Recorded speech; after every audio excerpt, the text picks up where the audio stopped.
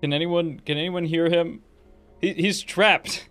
Somebody help him. He's behind the foggy glass. He's in some sort of steamy shower. Peering outwards. Somebody help Jake Don't Draw.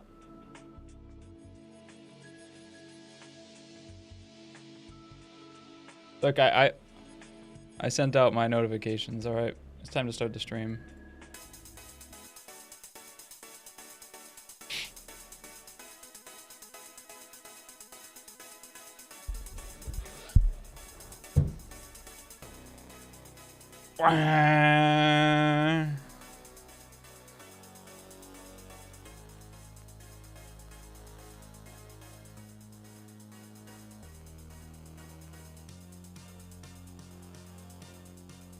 It's just the greatest song ever. Welcome everybody to the Jake Don't Draw Super Show live stream extravaganza bonanza special edition, platinum edition, gold even edition. This is Jake Don't Draw reporting live from the live stream extravaganza super stream special extravaganza. I only got one of those in me. The second one always falls apart. I don't know why I try it. This song is so loud in my ears. Welcome everybody. Today we are doing critiques. It's been a minute since the last one. Why wasn't there other ones? I don't know, man. It's summer or something like that. Like, sometimes you gotta go outside or something, probably. I'm not sure I was going outside, but that's probably something that somebody would say if they had a good excuse. We did a nice little Portrait Master copy challenge. And we'll be critiquing the submissions from my Discord for that today. We had a whole lot of really nice submissions. We can mouse over those right now, I suppose. Let me get my stream screen squared away here. Boom. JX Lens, welcome to Artist. I think you're slightly out of focus. Probably. Yeah, I am. Look at that. Also, it's artistic. I wanted my skin. Now I'm really out of focus. Is this what you wanted? I just wanted clear skin, okay? Okay, that's good enough. Why is it on manual focus? Why isn't my clamp tight enough? There are many questions and very few answers in the Jake Don't Draw live stream experience. And that is, unless you are looking for art answers. In which case, I have actually a good handful of those. For like, you know, a good amount of stuff. Stop choking us. What'd you say to me? What'd you say to me? Oh, I killed you. I killed you. Don't know your place in chat, please. I'll resurrect you. I really should be careful with that cord because it's not the. You're just dead now. Is this what you wanted? For real though, this gotta come back. For real, we gotta plug that one back in. The micro, oh, hey, we made it. Little sneak peek behind the scenes there. Micro HDMI, probably one of the worst cables ever. I think that's what that is. Yeah, it is micro HDMI. Just know your place in chat. Today we are doing the stream. I totally forgot where I was. Oh yeah, these are really nice submissions. Good job, everybody. There's about 40 of them. We're gonna be going through them, kind of the basic, you know, this and that. While we get started here, I thought we'd take a little detour. Just a fun little, you know, 5-10 minute detour here at the beginning. Guys, I don't know if you've heard of this before. I just found this great new game. Is it art related? No. You probably haven't heard of it though. It's pretty niche. And I'm gonna be mean about your art, so I figured I'd give you guys something to be mean about to me. But let me know if you've heard of this. It's called Wordle. Wordle. Wait, I don't have my camera on this scene. One second. Wait, we're doing. Oh, there we go. All right, my friends. Here's the thing about me. I went to a special engineering school. It's very for special children. That's what they told me. And I was basically allowed to skip all English and history and art classes. And so I'm like I don't really be knowing all this stuff very well. But I do know that there is one optimal starting word, and it's penis. Oh my god, I thought I had it for a second. And the reason why penis is the most optimal starting word is because it has more vowels than any other word in the English language. Now, the key to getting it right after this is you have to just brute force and just put in random letters until you spell out a word that makes sense. Like penal, that's probably a word. It's not. Wait, but it doesn't though? I just got it right on the first try. Wait, I gotta stop looking at chat. Somebody said penny, and that's a really good suggestion. And I also know that I don't even think English is their first language, and that's like already smarter than me. Pentu. See, pentu could be a word. That's probably like Latin. That's definitely got some like penta, like pentu. It could be penta. That's not a word, apparently. That feels like it should be a word. Also could be a word, probably not a good one. Now that's gotta be a... Pener is definitely... Wait, maybe that's not a word. Wait, I shouldn't... I actually don't need to change those ones. Penal. Penal? Wait, didn't I just try that one? No. Oh, okay. All rise. You're king. King of the English language, Jake Don't Draw is here. Let's do some critiques. It's just as easy as that. I hope you learned something today. Normally I get it in one, so that was a little bit embarrassing for me. Normally I get it in one. So I'm apologize for the performance. Hello, I'm watching you from Iran. I'm watching you from the US of A. Much love. All right.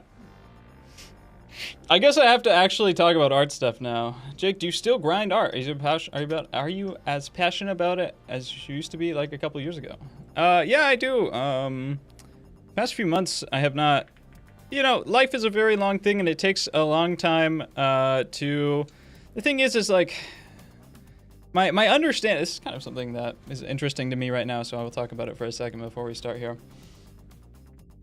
My understanding of art was very, very different when I first started when I was 19 than it is now when I'm 27.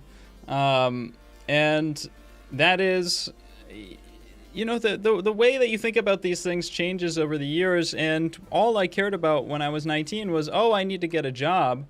I need to become successful in the way that other people think of success, and that is making money.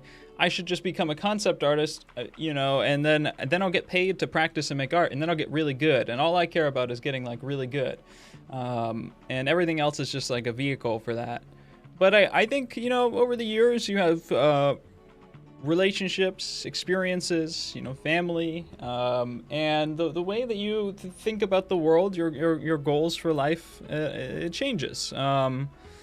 And I think just the very idea of like what is good and what is getting, good and what's, being the best, or better than everyone else, it changes a lot. And it can mean a lot of different things. And I've met enough people who are good enough that have extremely different views on art. I know some absolutely insanely dedicated people who have dumped 20 plus years into non-stop grinding, and they get up every morning and run miles, and they're in great shape, and they're ultra art grinders, and they're really good. But those people still aren't as good as other people I know at certain things. And I know people who are fucking off all the time doing random stuff that barely practice, but are good and really understand certain core concepts.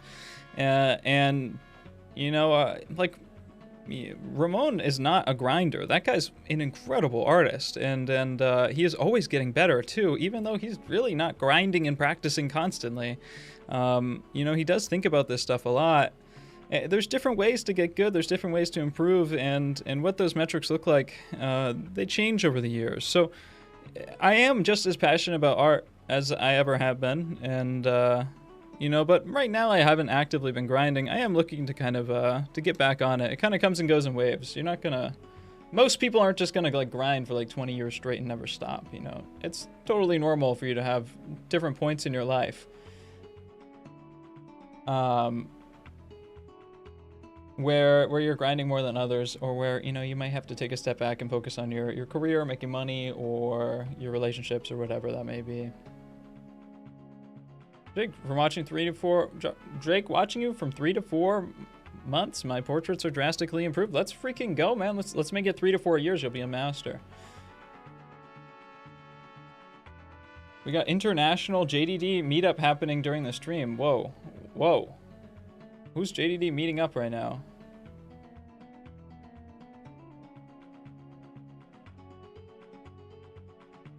All right.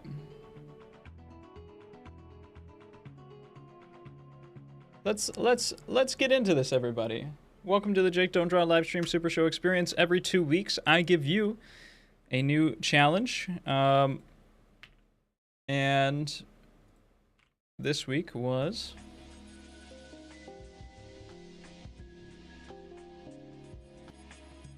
the one that I'm pulling up right at this second. There we go. I had to swap the music. This one by Marie Mueller. Is a master copy of this Landschnitt. The guy with the ridiculously big sword. We will be posting a new challenge tomorrow. I will be posting a new challenge tomorrow. There's no we, only I in this cruel, hellish world. And the reason why I chose this one is because I really like how it's painted. It's a late 19th century portrait by Mueller, as a German artist. A Landschnitt is a historical German soldier. I don't know about the accuracy of the costume. The sword is absurdly large, as many people pointed out, but Zweihanders are a German sword which are extremely large, and I think there are ceremonial ones that are even larger. So, I don't know. It's probably real. She probably posed somebody. I'm certain that she did pose somebody. I really doubt that she made the sword intentionally larger. It's probably just, a ceremonial costume sword that they had. But I really like this painting because, and I need to make it a little bit larger. Hopefully it's still a smart object. It is. I like this painting because it breaks down into really clear groups, and it has just really nice principles of painting. You can see the brushstrokes very well. It's very easy to understand.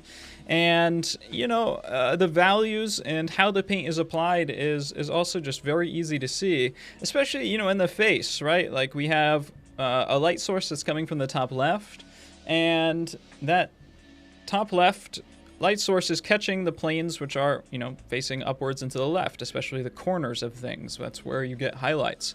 And you get this clear highlight grouping right in here. You get these light halftone areas in those top-facing planes. You get these clear side-facing halftones with like the more reddish around the cheeks, more grayish around the beard area. And yeah, it's all just very clear and nice and simple and well organized. I think it's a very beautiful painting, and it showcases a lot of very nice principles that are, important to keep track of. That's really what I'm looking for when I'm choosing paintings. One is that they're just interesting, and two is that they showcase nice principles that are fun to paint and actually can help you learn some stuff. And I think you can learn a lot about simplifying into basic groupings with a painting like this.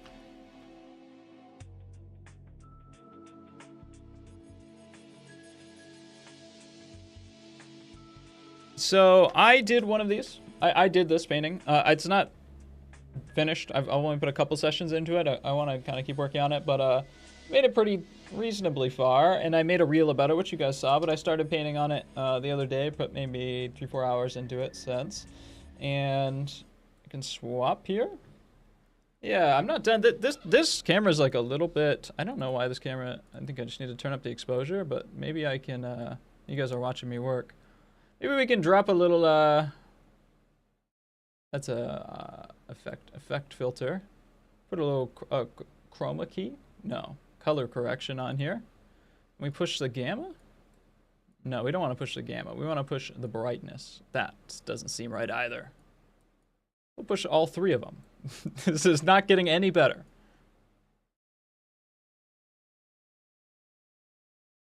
What the hell is a gamma? Hey, that's looking a little bit more accurate. It's probably where we started. But yeah, we're getting reasonably far into it. I'm having a nice time and learning a lot. And there's a lot of lessons that I have learned from working on this that, you know, I see in your guys' work. I'm holding my stim toy, okay? It's a hand strengthening thing. I also have this one too, which I quite like. It's another hand strengthening thing. It's not really that hard though. There's a lot of lessons that I found myself thinking about while working on this that I see in your guys' work, and that's why I like to do these challenges too, you know. So I often have a lot more to say. I don't really have much to say at all if I didn't work on it, because there's a lot of things that you think are going to be easy and then they turn out to be really hard, and there's a lot of things that, you know, normally look really hard, but they're pretty much always hard too, actually. Painting's just really hard.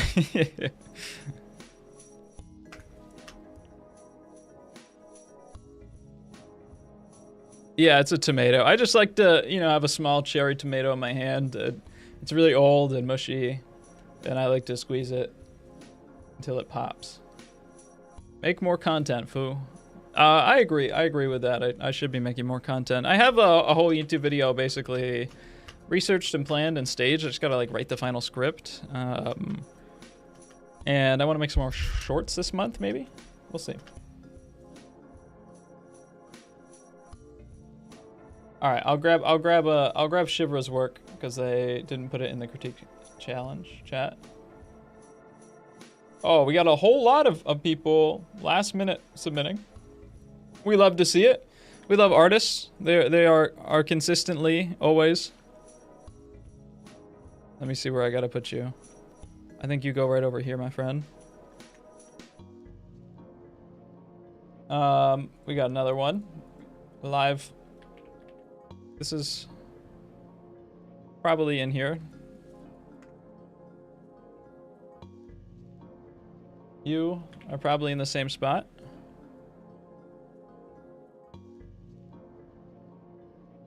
And you are also probably in a similar spot. Okay, very good.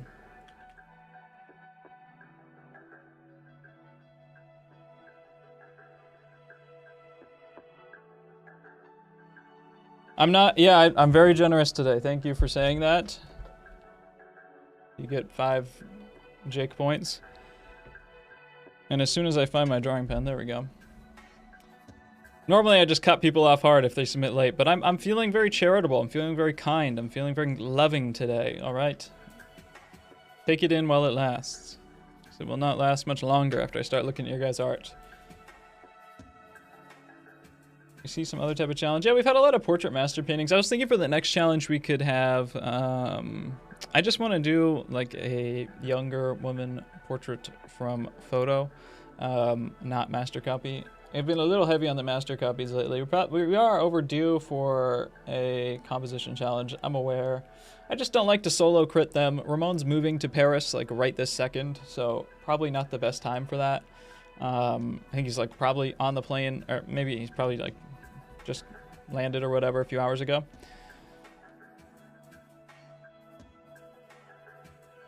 Okay. So I think, and let me think here for a second so I can collect my thoughts properly. The way this works is that generally the bottom is kind of the most fundamental things I want to talk about.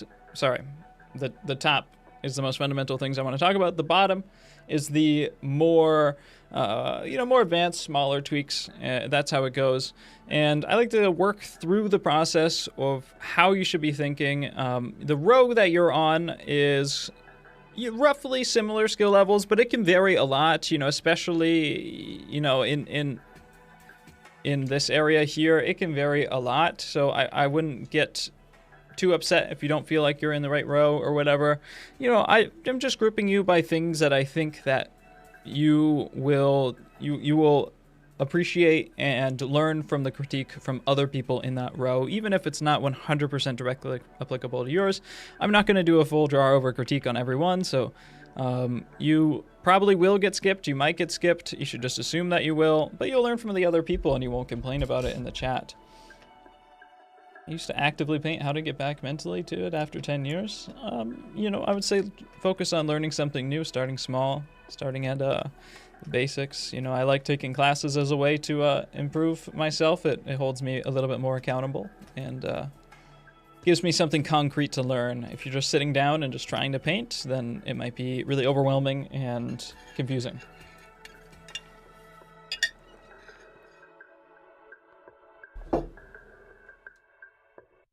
So I think here what I want to talk about with this one is what I observed in my own painting, and something that I talk about a lot, and that is not copying. And I know I talk about this a lot, but I think it's really important, and I think the way that I deal with these concepts, it is always growing, and I think that this is a infinitely mineable concept. You can keep getting more and more and more value out of this and bringing your art to a higher and higher level. And I think it's really essential, especially to be drawing and painting like any 19th century artist that I talk about constantly that's really good, or, you know, people before them as well. They certainly understood similar or the same concepts. And even when I'm working on my own, I'm still seeing, you know, these exact same issues, or I'm still bumping into them in the process, and I'm constantly having to remind myself, oh, you know what, I'm just copying. You know, I need to think about the bigger picture. I need to think about these structural ideas. I need to think about this or that. And I need to lighten the load on my mind so that I can actually get the things that I want to be correct down in the correct way and not focus on the things that are driving me away from that. So let me give myself a little bit more space here.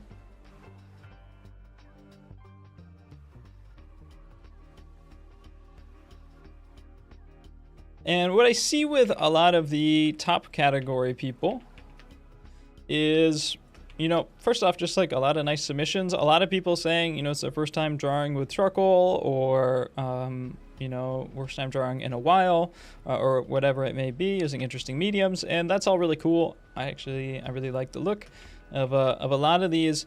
But I see some common things with the overall face shape, maybe. We have kind of an overall face shape. Where's my cursor? There we go. Have an overall face shape here that could use a little bit of refinement. Same here, kind of hitting, I think this has what I'll call the character of the face shape a little bit better. But in a lot of these, I think there's a little bit of symbol thinking, or just in general a process approach that, or some sort of process that is making them overthink certain stages, or not approaching things in the simplest way possible. And it's just causing a lot of like extra bandwidth in their brain to get used. So let me think here. Let's put down a border. I'm gonna just focus on the crop of the portrait here for the most part. When I get down to people later on that have the full body, I'll talk about some of that stuff. But the portrait, you know, some of these actually have like really nice full bodies. And then like the portrait is obviously just the hardest part and what people struggle on the most. So I think like even if, you know, most people, I was actually really impressed with how well like the gloves and hands and stuff looked. And almost universally, it's just the portrait that has like a lot of big things that we could fix and improve. If you're wondering where yours are, you got to put them in the critique channel. I should have gotten everyone in the critique channel. But at this point, I have enough here to talk about these ideas. I'm not going to go back in and grab more. I apologize. Read the announcements, people. Let's grab one of these. Yeah, I think this is a good example.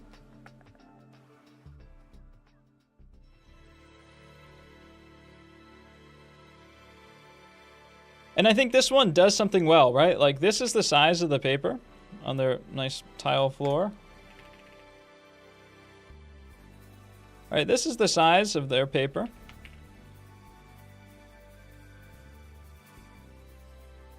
And the general concepts we want to think about for how to fit our figure on the page, this one actually does quite well, I think, right? Like we have the face reasonably large and generally centered on the page.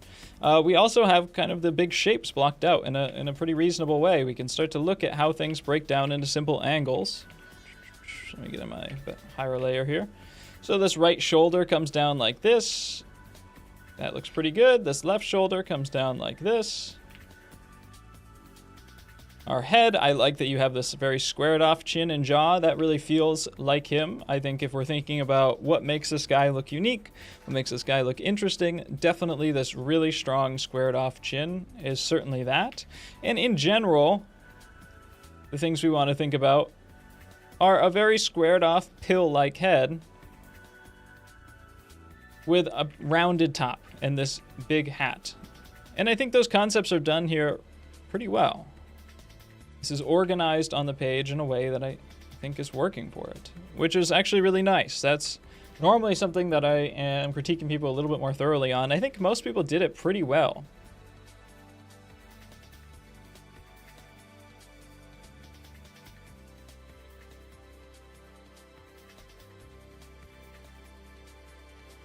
So the way that I want to think about this is not how do we just copy this portrait, right?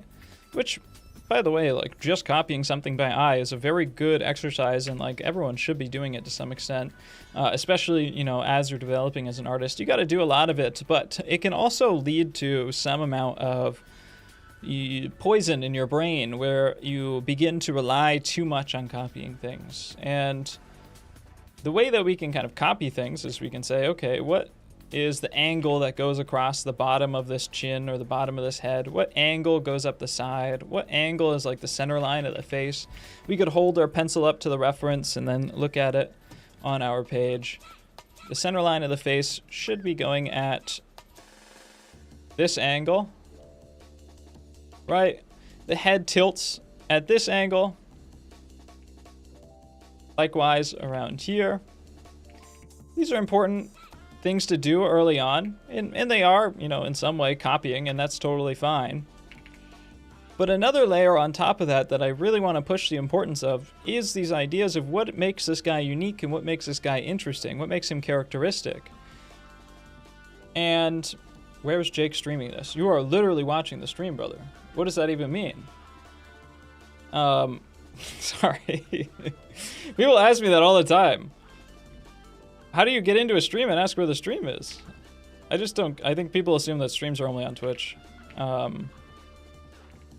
don't stream on Twitch. This guy's big chin is his characteristic feature. He has also these very like rounded eyes, or like a little bit beady with these strong creases, and I think these brows too that are kind of like a comic book character or something like that. He's got this really strong nose that has this nice like hooking shape in there, and then it comes down like this, and it comes off into a really triangular point. Obviously the big mustache and hat. And so how can we get those elements in early on and keep them through it without having to rely on like, okay, this is at this angle, and then this is at this angle, and this from here is at this angle. And then once we start to get into like really small angular measuring of everything, we start to increase our margin of error. It's easier to make mistakes. The basement. He wanted to know my address. When he said, "Where's Jake streaming this?" he wanted to know if he could come watch live. That's a good theory. I like that.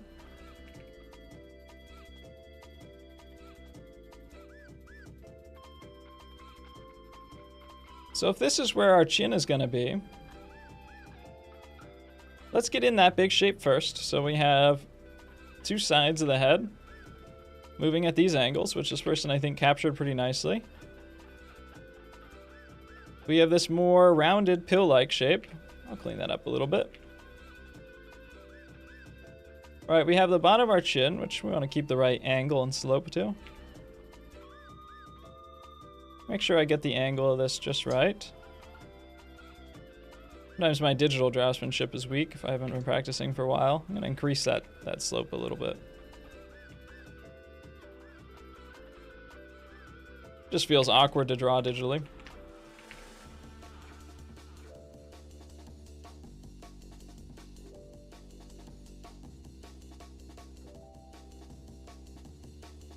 And then now we have kind of our big idea of this, and really, is this angle like all that different from just really generalizing the head and closing it in like this?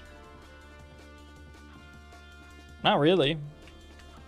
I'm not giving you a formula. You don't have to draw the head like this every time. I'm saying if you see that shape, if that is like the essential characteristic of this guy, then it's probably a good idea. And also drawing is freeform enough, and there is no right answer, or rather right way to get to the problem. There's no formula that you have to use to deduce it every single time. And so like, if you see that, then why not try it out? Why not think, how can I reduce this into an interesting and simpler way to make my brain manage this better? You know, not how do I adhere to the exact same rigid structure every time because that's what somebody on a TikTok tutorial told me. Same with this little collar thing. And I'll just double check all my angles like that. Okay, and then now, one step that we could do here too is like check the length versus the width, right? How wide is this versus how tall this is? You know, from measuring and looking at stuff like this, over time, it takes years, I developed a pretty good intuition for it, but I also noticed a lot of patterns too. I noticed that when you go from the cheekbone to cheekbone on somebody, the width of their face, it normally takes you from their chin straight to their brow line. And that's like actually really, really consistent. So people's faces are normally about, you know, roughly as wide as they are tall to the brow line. And measuring things a lot and checking them and looking at stuff like that can be really helpful. Because it can help you build out that base level of knowledge without having to like memorize every single thing in an anatomy book. And if you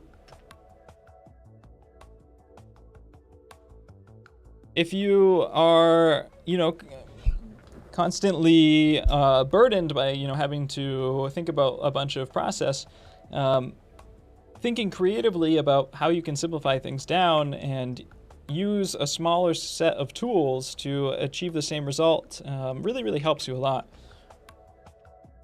That's true, it can be really helpful, says Jake Don't Draw in chat. Thank you, Jake Don't Draw in chat.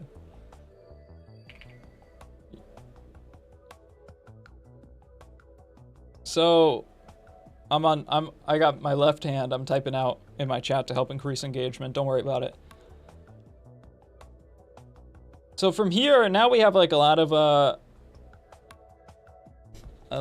of areas that we can go.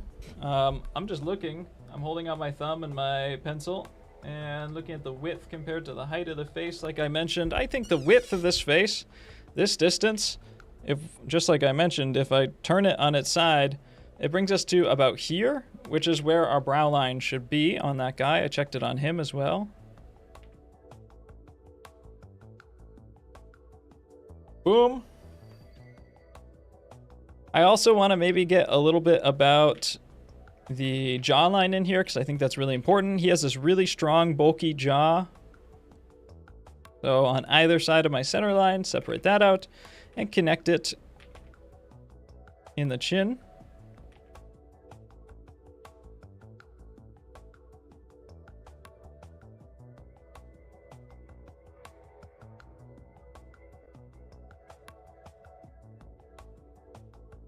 It's like this.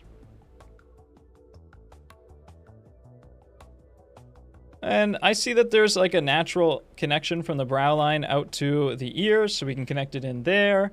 I'm just gonna square off any easy wins that I can get now. And the side of one chin should come over to the other. Yeah, I think that's probably decent.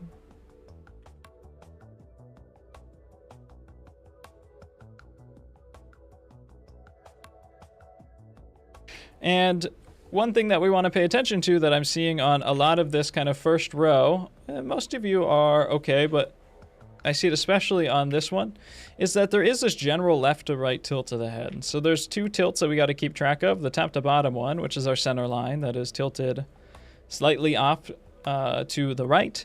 And then everything across our features that runs across this at a perpendicular angle is running in that left to right tilt as well.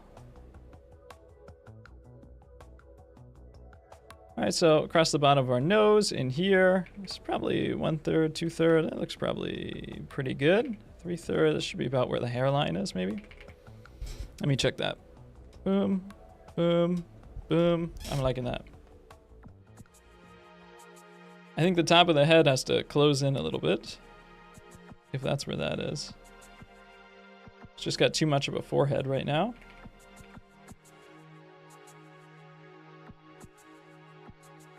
And probably the top of the hat, right around here.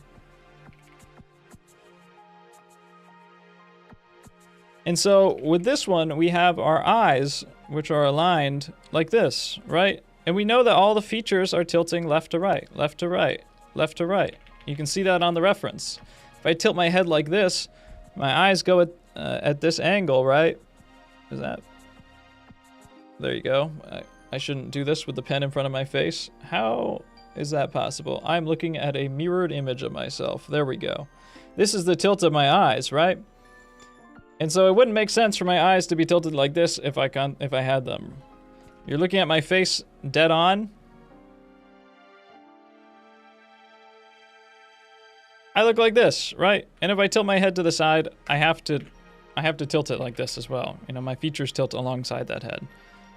But in yours, the eyes are tilted one way and the face is tilted the other. It doesn't make any sense.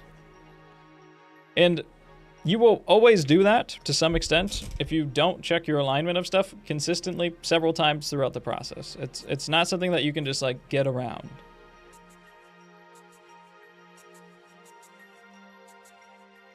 And he's got this big kind of, I don't know, like really arched brows. The guy's like got incredible arching to his brows.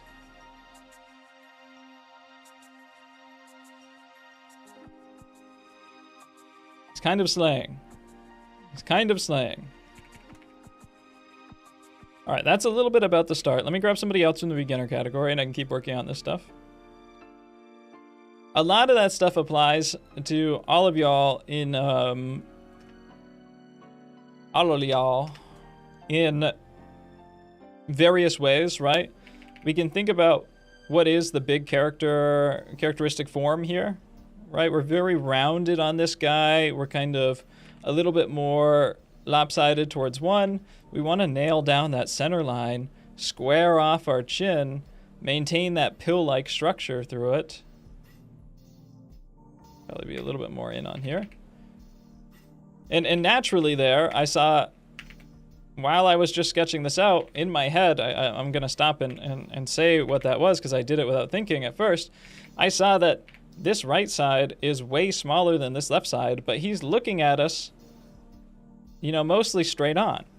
The right side isn't that much smaller than the left side. So instinctually, I immediately told myself, oh, well, I'm probably going to have to move in that left side of the head when I close it off so that it's more like this. It's more of that pill shape and not so wide.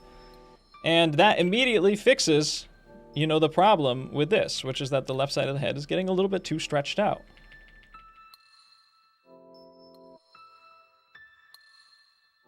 Right, and we're also trying to balance out, especially when sketching, trying to balance out our straight lines, our curved lines, how these things intersect with each other, but don't turn every line you have into this like overworked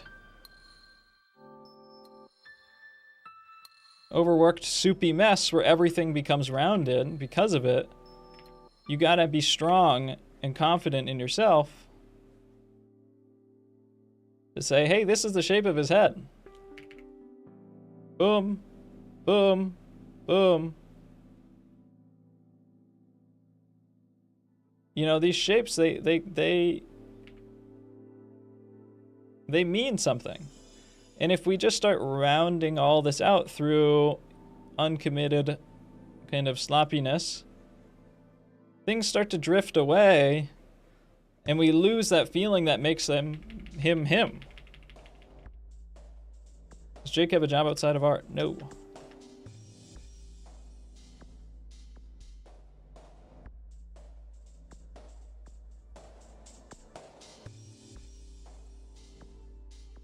When holding your pencil to compare sizing, are you measuring from the top of your thumb to the top of your pencil? Yes. I've honestly never been told what the fuck we're actually doing that. Proko has a video called like the different types of measuring in art. He has, I think, like 2 videos. But there's one where he goes over the pencil measurement thing, and I think it's a good video. It works. So I would recommend watching that one. If you look up like Proko comparative measurement or something like that, it'll come up. I think it's an essential skill for art.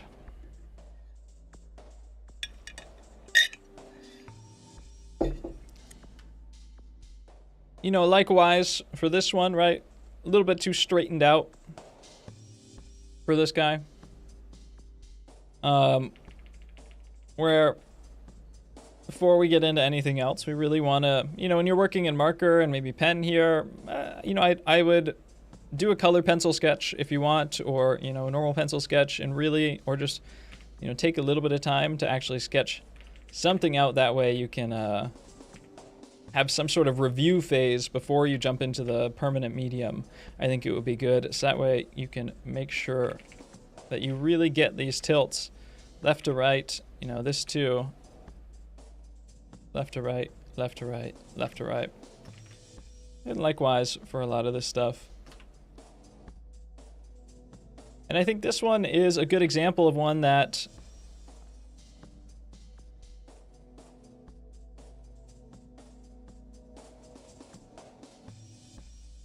let me position it in here nice.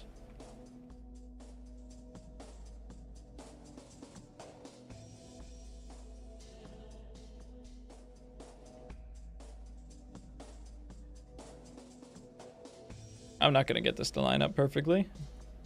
Who knows if mine is more accurate than his even.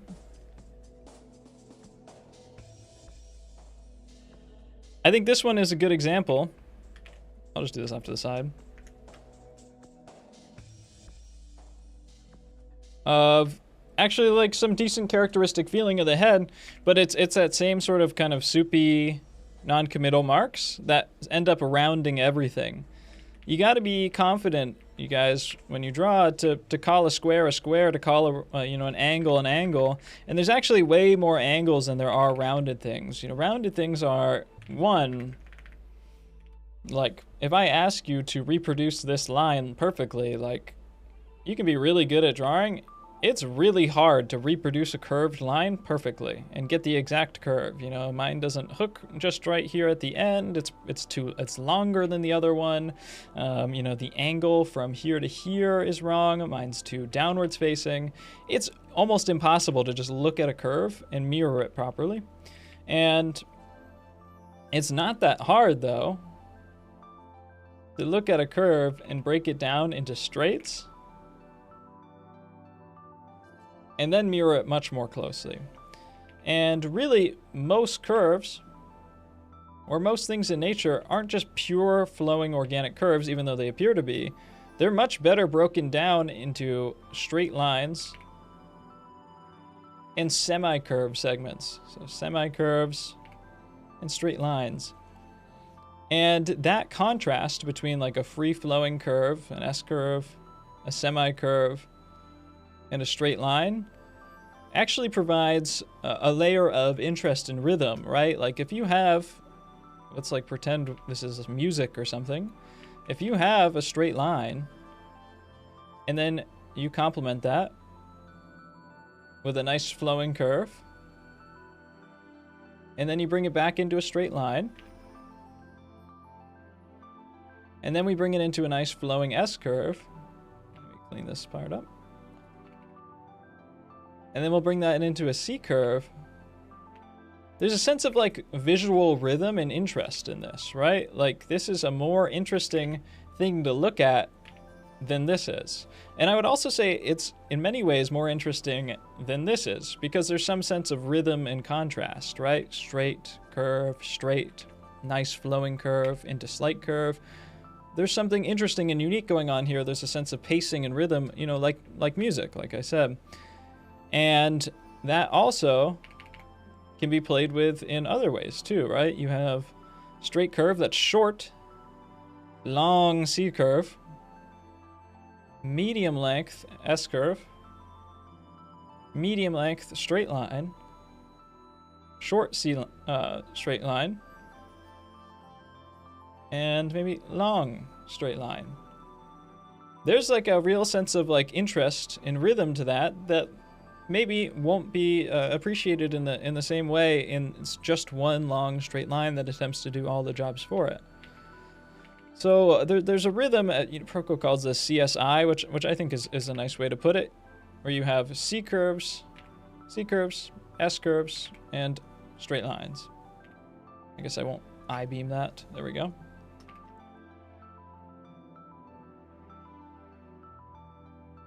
Of the last video on photography and academic painting, thank you.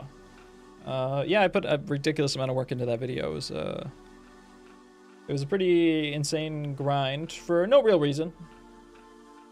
Has Jake witnessed the Xiaohongshu art tips? I'm on Little Red Note, man. I'm on Xiaohongshu. I got like maybe 60 or 100,000 followers on XXS. But I haven't posted there in a while. But I like Xiaohongshu. I think that the quality of art tips on Red Note are much better than the Western equivalents. But I think they just have, for the most part, stronger art education systems. Oh, I think they have in China they have better art education systems just across the board. But it's structured a little bit weird. So they don't get like the full benefit out of that, unfortunately. With this one, what I want to say is he has this really strong chin that's best characterized by a straight line. And by reducing it into this kind of lazy curve and then lazily kind of connecting it into here and into here, we're really rounding his face off and we're turning him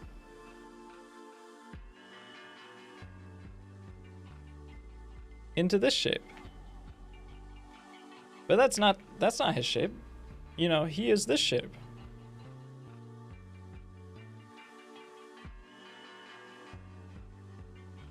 And if we lose track of this, it doesn't matter how accurate everything inside of it, the lights and darks are, we've lost track of what's essential and characteristic to this guy.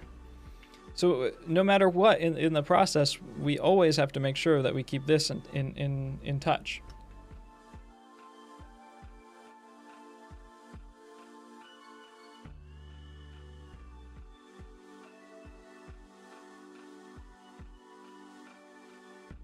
So I want people to pay attention to that stuff, and also, you know, don't be scared to just call a straight line.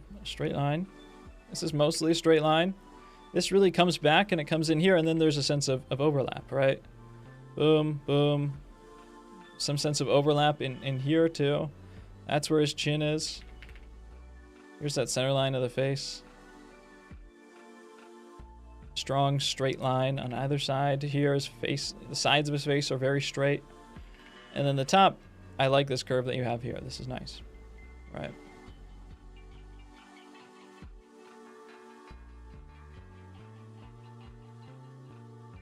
And there's a little bit more light in here.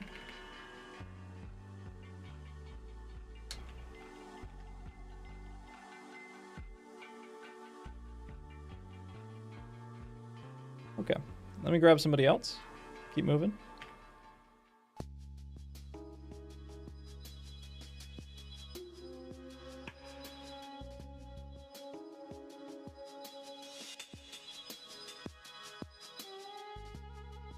I'll grab the last person from the front row here.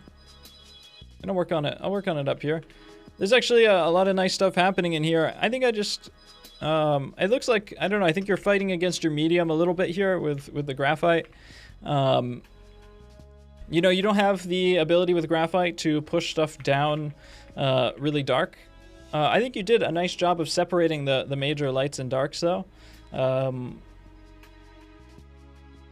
Which is nice. There's a few things that I want to just connect up for you.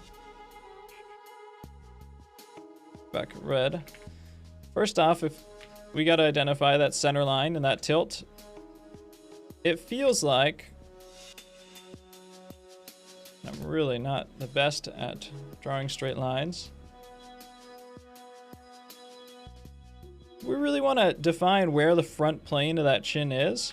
And again, this is nice, like it's here and then it's here, but it just feels a little bit scratchy and a little bit non-committal, especially with right in here. Or again, like we have a really strong chin and it does round off a bit, but it rounds off like this. And then there's a very clear overlap where that next part flows into it. And this overlap here is really important because it's showing that this is coming in and connecting into here, and then the chin is coming out in front of it.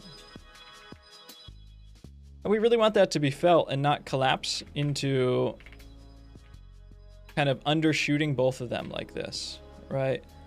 There we kind of lose sense. Does this guy just have a wobbly chin?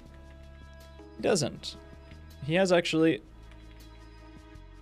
oops, a very strong chin. And he has this jaw that's coming in and sloping in over here. And it's likewise on there, on over here, this other side as well, just like a little bit harder to see.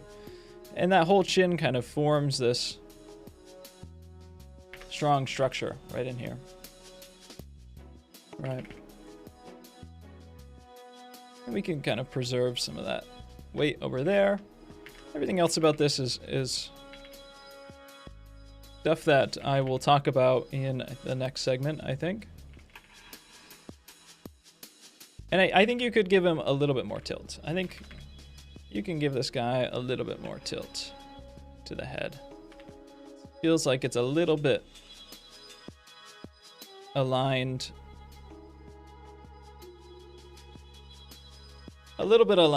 And especially kind of straightened out around the eyes, where there should be a bit more left to right tilt to them.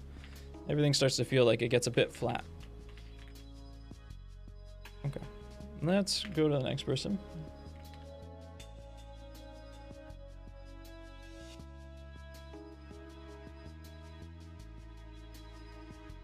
I'm giving people advice. I'm giving advice to the people from my Discord. You can join the Discord for free in the description down below. We do these challenges every 2 weeks, give or take. And there's a crit roughly every 2 weeks or once a month or so. And we crit people, you know, who submit and want to participate. Okay, I'm gonna be skipping over, you know, a handful of y'all. For this next category, I felt like things were in place a little bit more, but still some proportional stuff that was, you know, missing out. And, you know, there's a lot of kind of exchange in different ideas that can go back between these first three categories. So, you know, don't be too upset in whichever one you get placed in. It doesn't mean all that much, to be honest. And there's some of you guys who are very good at certain things, but then miss out on other things that I think are important and fundamental.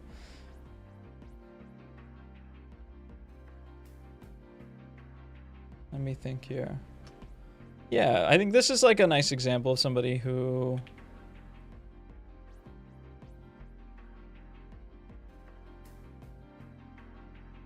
This is a nice looking drawing. Like the draftsmanship in this looks nice. Like you're hatching a lot, and there's some kind of clear familiarity with the tools of graphite.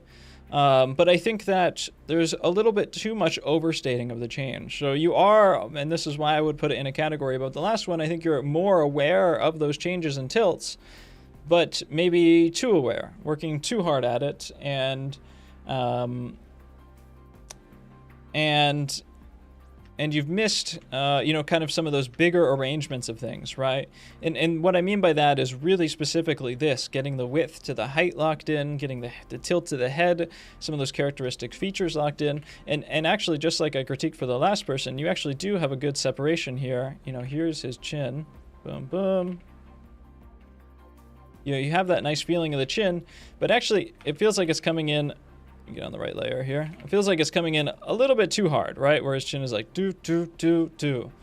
And that's what I mean when I say, you know, you can copy the angle of everything that you see and like be technically correct, but you'll have everything way off. Even if you measure out this angle to this angle to this angle to this angle to this angle, it's very, very taxing on your brain. And if you mess up one of these angles and then start basing other angles on it, then they'll all start to get messed up and things drift out of control. And you're always, no matter what, you're always going to overstate small changes like this, where in actuality it looks like that, but that angle is almost nothing in our actual portrait here. And so what's important for this is, one, kind of this bigger block out earlier on in the start. You have something like this, that's pretty correct. Getting that overall shape of the head in.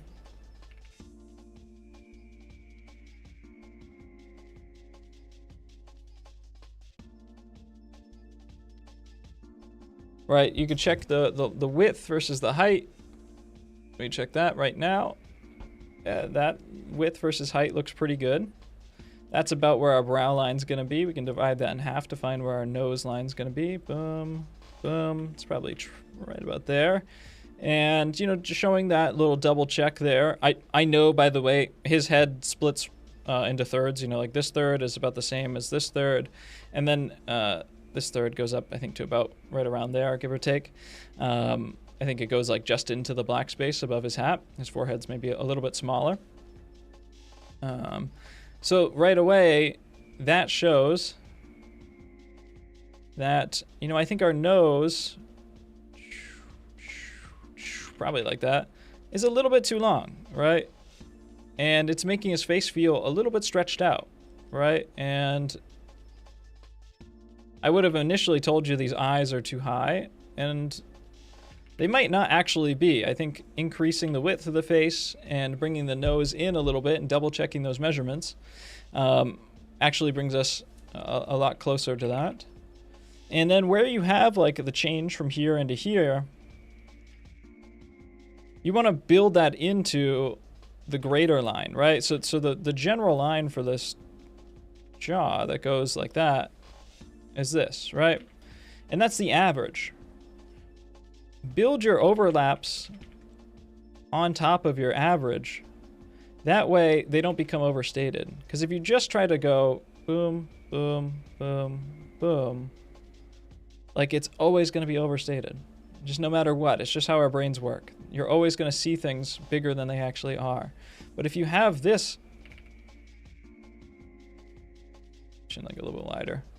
If you have this built out to start with, adding in this overlap like this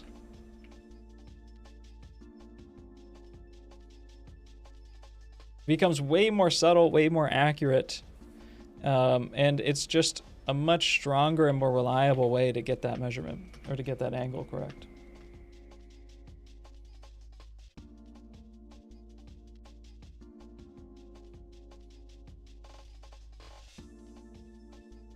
There'll be a new art challenge tomorrow, so don't worry that you missed this one. And there's a few areas where I think that maybe just double checking your measurement would have went a long way. Like maybe you marked out this originally as the top of his head. It looks like you realized later on that it's probably more like, this area that is, but then you still kept this dark space all the way up here instead of moving that dark space down to here. And just, erasing this up here,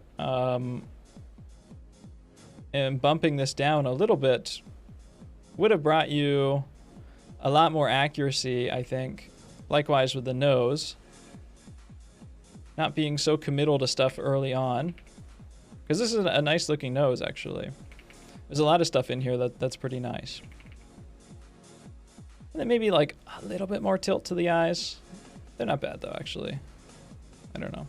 That's probably correct, actually. Because the tilt's not as much as I thought it was at first too.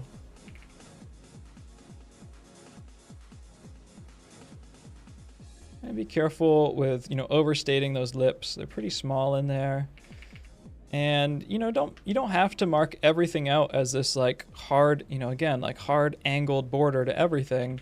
It's okay to just throw down a series of looser hatch marks, because not every edge on everything, the vast majority of edges on any sort of a piece of art, it's not just a hard edge, right? Like the forehead is this color. The hair is this color. Be a little bit lighter than that. The hair is this color. This is not what the forehead looks like. Even though it's like 90% of what the essence of the forehead is. You know, do you see how much like nuance we lose when we do that? Well, that's because not everything is defined as these super hard angles, and if you lock yourself into that at the beginning, it becomes really hard to get out of it. So, you know, maybe this is kind of how we block this stuff in at the beginning. But then the way, and I'll talk about this more with other people, the way that things are transitioned is by adding an extra tone in between, right? So you get a little bit of a softer transition there. Likewise, you know, you have the shadow, like right here, and then there's a transitioning tone in between those two. And the edges of those get dragged into each other. And so it's okay to, like, you don't have to define, like, literally everything on the face as this, you know, super hard, angled, penciled out shape. It's okay to leave a little bit of softness and ambiguity between things because that's the way they're going to wind up. Yeah, it's about working generally where you can, and you know, allowing yourself to have the ambiguity where it doesn't matter quite as much, or it'll be beneficial to you later on.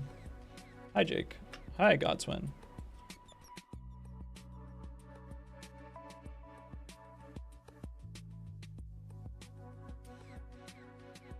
And similar, likewise, issues for, you know, a lot of stuff in here.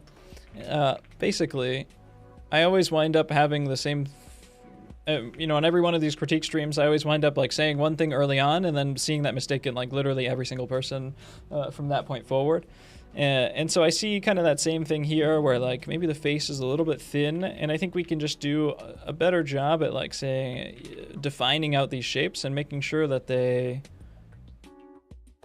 are crystal clear. You said this was your first time, Arca, working on or working with Vine Charcoal. I'm seeing you're working on a smooth paper, I think. I think you're working on Strathmore 400. You know, it's okay. I definitely recommend try out the Conte pencil, especially if you're on Strathmore 400 and a stump. Just Vine Charcoal and smooth paper, it just kind of, it gets this weird texture, and then if you erase it or touch it at all, it just wipes right off, right? So you need a little bit of texture on your paper to hold in charcoal, and that's where the Strathmore, I end up typing this out like every single time. Strathmore 300, charcoal, laid finish paper. Much better. It has just a rib texture to it, which allows the charcoal to sink in, and the Vine Charcoal works a lot better on there, especially with a paper stump, so I'd recommend you check that out. But even then, you know, working a little bit broader and defining bigger shapes earlier on and keeping those will be very helpful. And likewise, actually the opposite of likewise, different wise, I think this one actually does those things pretty well. You know, you have some of these harder characteristic shapes and angles in here. There's kind of these clearer marked groups. You have this darker, you're using the Strathmore 300 paper, I can tell. And it looks like a Conte pencil or stump or something. So good job on the materials. Using medium texture paper, Conte would help. Yeah, there's a really big difference between any sort of drawing paper and the laid paper. It's just like it's night and day in my opinion. And normally I don't like to recommend, you know, specific material stuff, but I think it's the number one thing that will help people with charcoal because I see it every single time. So these are nicely marked out proportions. I would just pay attention to those big ideas, right? Earlier on, getting that tilt of the head knocked in. You know, you have a lot to deal with in this. And actually, I think that like the sleeves and stuff are all done like pretty darn well. I like this glove a lot. And where this slips the most is mostly just in this head. Making sure that we set things up correctly early on and allow us to focus on that. You know, it might take us as much time to do the head as it takes really to do the rest of the portrait, and that feels kind of weird. But just the face requires a level of precision and double checking everything that you can mess up a sleeve and it's not really a big deal. You know what paper is best for thick acrylic paint? I like to do texture paintings with acrylic, but anything but a canvas will buckle the paper. I paint on Canson acrylic and oil paper. You can buy it in pads. It's really cheap. I just do that for studies. Yeah, the Canson acrylic oil paper is good. Nothing will be as good as like a nice linen canvas, but any other paper sucks. Yeah, and that stuff's pre-primed, of course. Most other oil papers suck in general, too. Okay.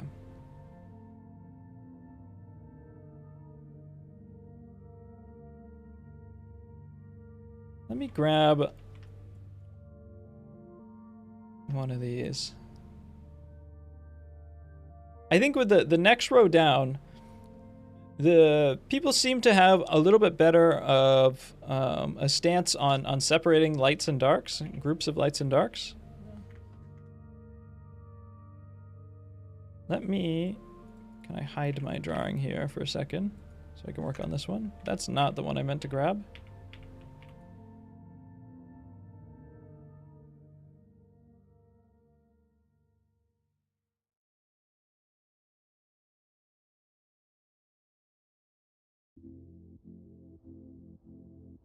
I think a lot of the big picture things are generally in the right place. With this one, Dylan, nice job. But I think there's a certain lack of kind of value accuracy that's really important. Can you spell the name of the paper in chat, please? Canson acrylic oil paper. You can buy them in like 9x12s. The other one I mentioned was Strathmore 300 student laid finish charcoal paper. There you go. Sorry for my handwriting.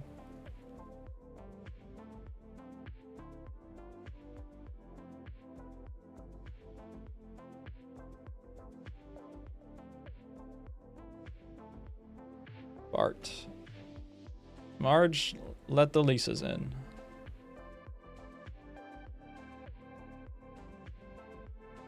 We need that as background music right now. I'd be drawing so much better.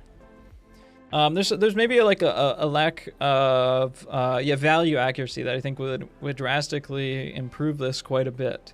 And by that I mean just things are like maybe a little bit conservative on using too much black or going too dark, but you really want to do that where things matter. And you might be using like a cheaper student grade paint too, and sometimes those can get like really oily. Like it looks very oily in here, which might be fine. You might not have that many issues with that, but sometimes maybe if you have like a really cheap paint, super oily, like you can't get good coverage in blacks.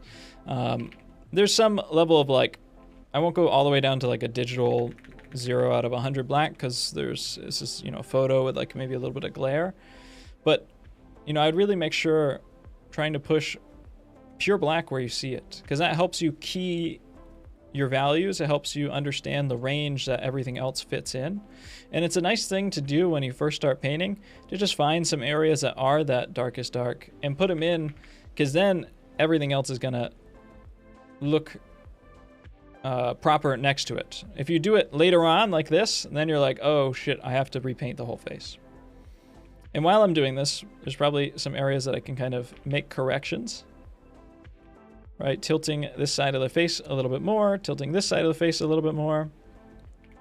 Maybe he could be a little bit longer in the face if I had to guess, right? But likewise, you know, with this shadow, it's really dark. You know, the shadow is maybe not black, but it's like probably burnt umber straight out of the tube, a little bit mixed in here, but like 2 out of 10 or 3 out of 10. And we want to take the time when we're mixing, you know, do a decent drawing.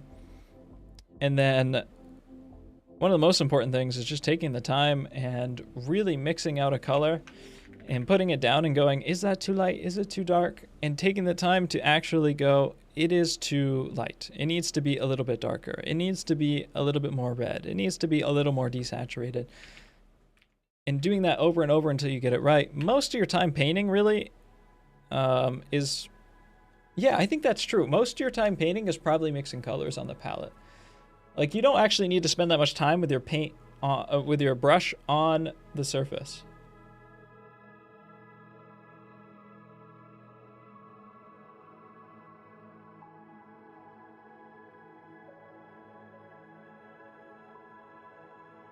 Okay, thanks.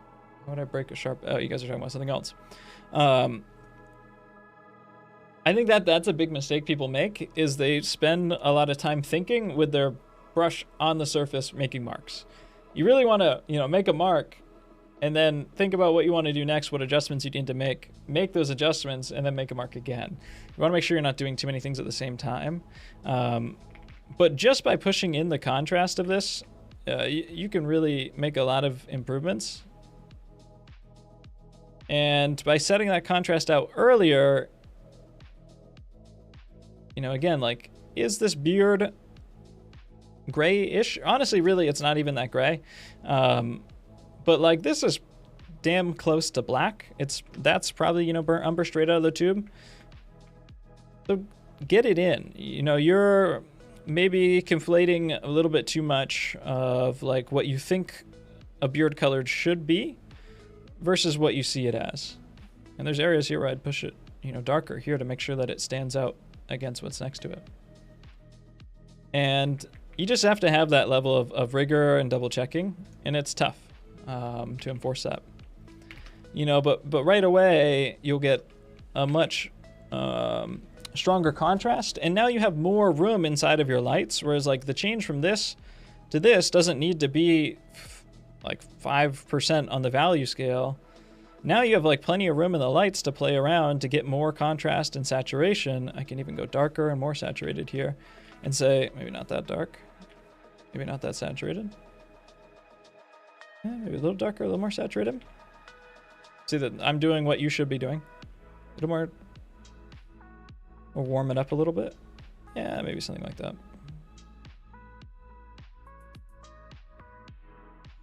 Here's the side of the face now.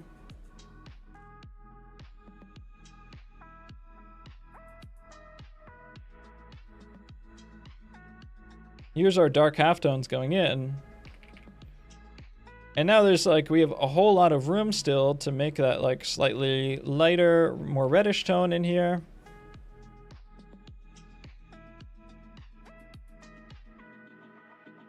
The highlights can stay that light, but most of this like really doesn't need to be that light. This nose can be more red and dark just because there's more blood vessels in it. So the nose tends to be more red and dark.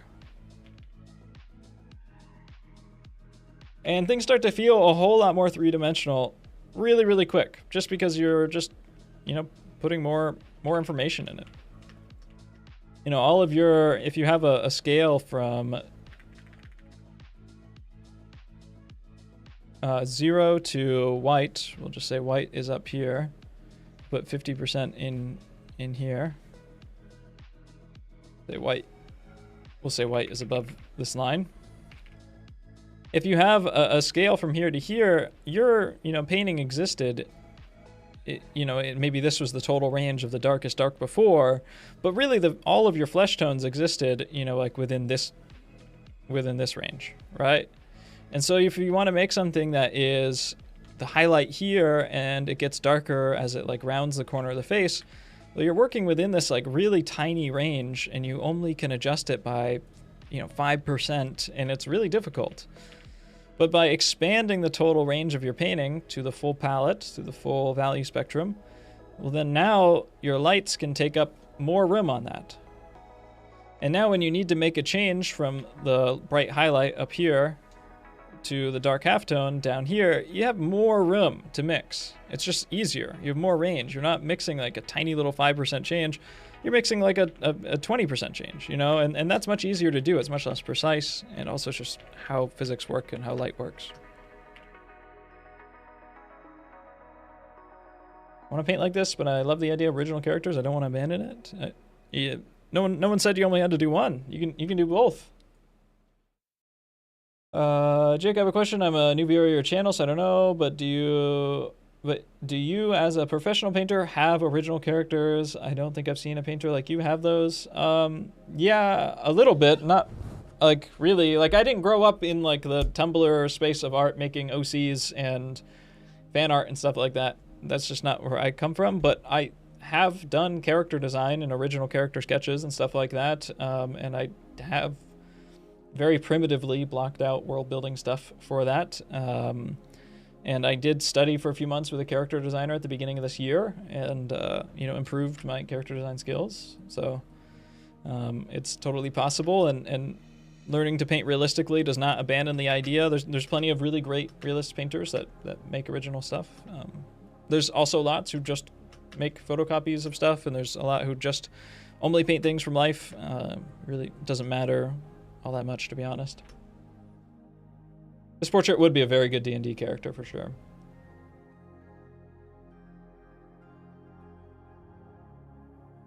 But the ideas that I'm teaching here, and this is why I open this up by saying like I want you guys to not be too fixated on copying, because yeah, like you can only approach everything through looking at the angles that it represents and copying it perfectly. And like you can arrive there through a series of like distilling down all the angles and correcting angles more and more until they get right, and working super messily and stuff like that, and eventually it will be right.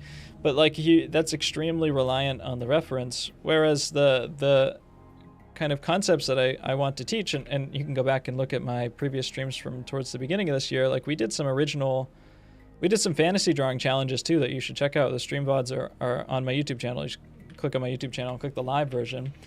When I'm teaching you guys to like look at somebody and say like, oh, they have like a pill-shaped head that's a little bit rounded at the top, and then they have like this jaw that's really strong, and we want to like build that into there and make sure that that sense of like character is preserved. Like you are doing some sense of like original drawing, or some sense of understanding concepts that can be transferred to original drawing. And I think it's what makes drawing interesting, and it makes this drawing, I think, like this form of drawing a little bit more powerful, and you can apply it to different things, right? That's what I think is interesting about the way that I want to approach these concepts. And I think the way that most people or teachers approach realist drawing concepts is not through that lens, and they try to look at this is my big problem with 19th century art, is they try to look at stuff from the past, and they try to just copy it as best they can, and they can get really beautiful results, but they don't actually get all that close to what people in the 19th century were learning about and thinking, and then they don't produce anything original like the people in the 19th century actually did. So that's what I really try to represent with this stuff. And while I do that, I'm drawing whatever the hell this is. This is our musketeer.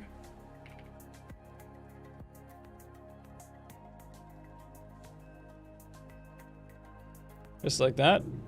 And he's gonna have some sort of, he has this curl. This curl is very iconic, very characteristic. So we want to make sure that stays in there.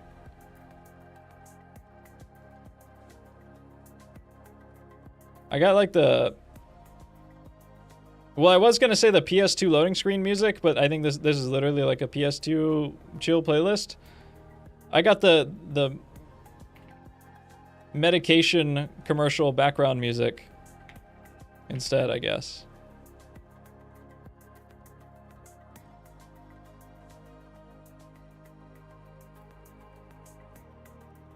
He's got this collar.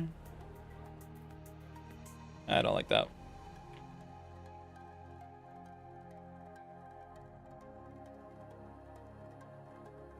How did I do that? I came, I hooked it, boom. I came and I hooked it. I took her to my penthouse and I freaked it. Very good.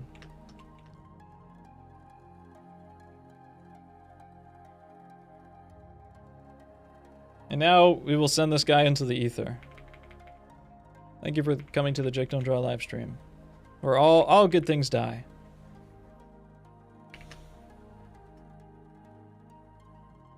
I've used the Canson mixed media paper. I would not paint on it. It's not primed. So anything you put oil or acrylic paper on needs to be primed. Mixed media paper is mixed media for, like, if you want to do gouache or watercolor or something like that. It can take a little bit of that, even though it's not like amazing for it, but it can take a bit of watercolor, just not super heavy loads. But the acrylic and oil paper, that'll handle your loads for sure. Can we see your first ever painting? It's in, go watch my video, why you need to learn how to draw, and something else. Something like that. Go watch that video. I show a bunch of my old artwork in that. It's terrible. It's really, really bad. How do you draw details like eyes with thick charcoal sticks? You just asked that question a few seconds ago, and then someone answered it, and then you said thanks. But I also just posted a reel of me drawing this, and you can see how I approach the concepts. It's not really all that much of an advice or like a technique, like, you know, you just got to sharpen it down to a point, you know, or at an angle so that you can get a sharp edge. But mostly it's just approaching things in the right way, which is the answer that you probably don't want to hear, because that's the hard one that takes a lot of time. But that's the truth to all this stuff. Working from big concepts to small concepts, you don't need a small detailed point to get everything done. But also, it's really not that hard to catch a nice, small, controlled edge. And you can see how I do it and hold the charcoal in that video that I posted in my most recent YouTube short or Instagram reel or TikTok. It's all the same. Okay, where was I?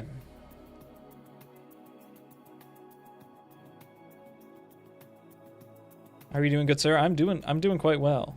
I'm doing well. I'm very hot. I'm getting very hot. I have the AC off to make. Have you tried MS Paint? Yep. I get the point. I'll do this one. Okay, I'll do this one. I have some old YouTube shorts where I paint in MS Paint. Maybe I might do some more like challenge YouTube shorts, like just fun stuff this month. I kind of want to get back into the groove of making shorts and stuff, and also put out a video this month as well. So I think this one does actually a lot of stuff quite well. Like the color is reasonably accurate. Like I think that there is like a pretty nice feeling of this guy's face, like especially in his eyes and stuff. You do get a pretty decent feeling of that like very strong, like somewhat rounded chin.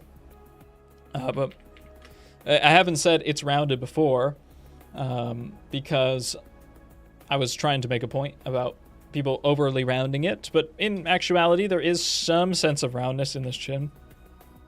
Oh my god. And I need a sip of water. You have a lot of that in this.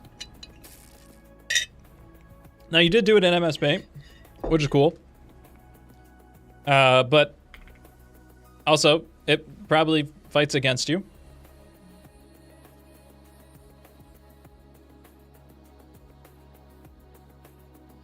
And part of that fighting against you is going to cause you some problems, like not being able to see and fix errors later on, or just fighting against the tools too much. And one thing I see with this is just a little bit of drift in the features and the angles that align things, right? So we have kind of this angle for the eyes. I think there's like maybe just like a little bit too steep for these angles. Like this nose doesn't feel quite so much like it's going down as much as the others. These feel in line, but then like the chin feels like it's coming out a little bit. And actually I had this exact same problem in my painting too. It's an easy problem to make.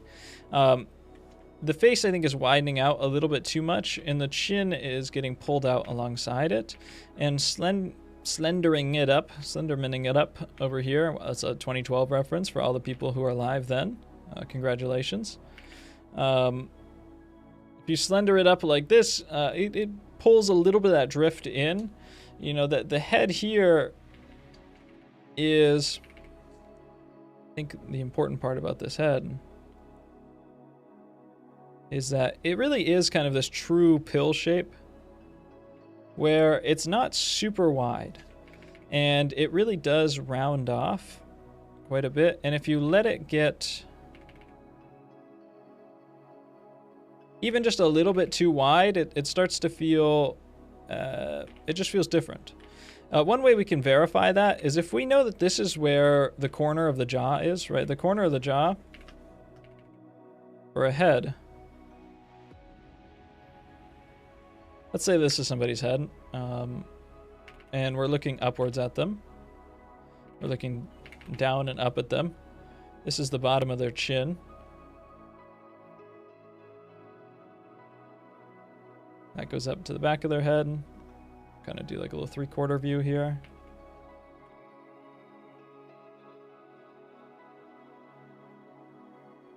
Here's some eyeballs. We got a little nose in here.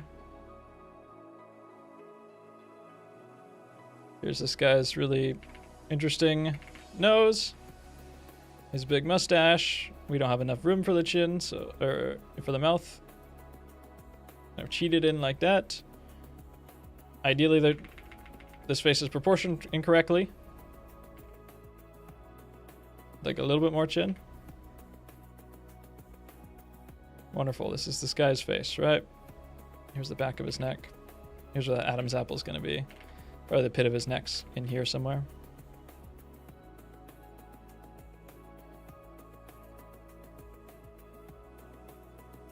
Put his hat on. Okay. When we're looking up at somebody, the jaw, this is our cranium. The jaw is like this wedge-like form that connects onto the side of the cranium, or the bottom of the cranium. It's a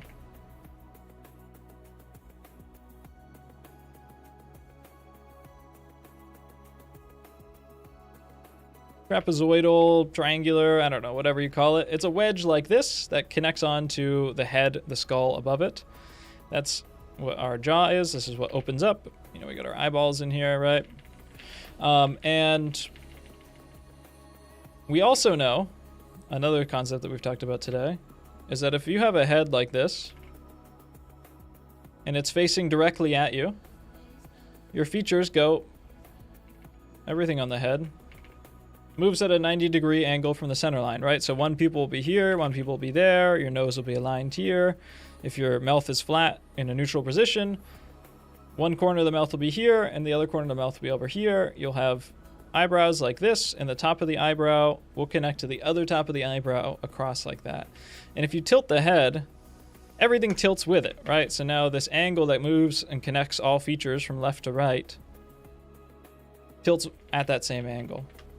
But that also works for things that we can't directly see on the surface. It's easy to, you know, look at one pupil here, draw the line across the features and say, okay, the other pupil has to be on that line as well.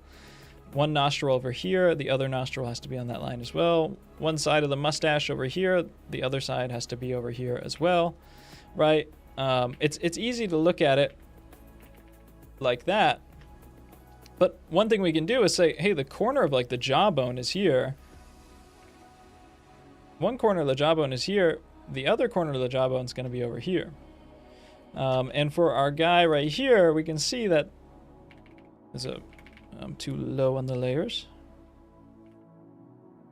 We can see where the jaw comes back and then transitions into going upwards right here, right? And so that's the corner of the jawbone coming down. If we walk across that same line of symmetry that we use for every other feature,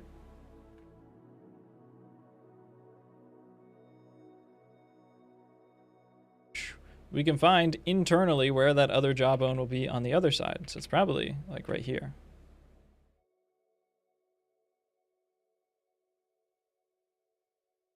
Right. We can use that to find literally anything. If this is like the top of this chin area, the top of the chin area is going to be on that same line over here as well.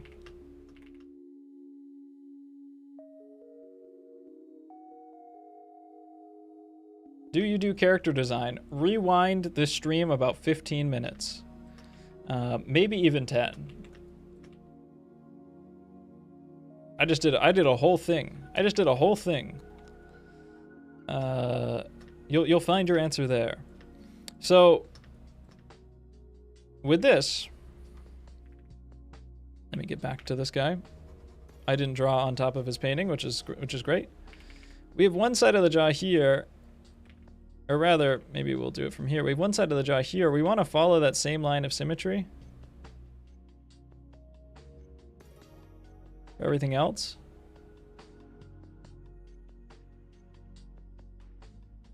And we can find where the other side of that jaw is going to be. This is mostly just a case of needing to probably slim it in just a little bit. Sometimes these small, slim measurements make a big difference.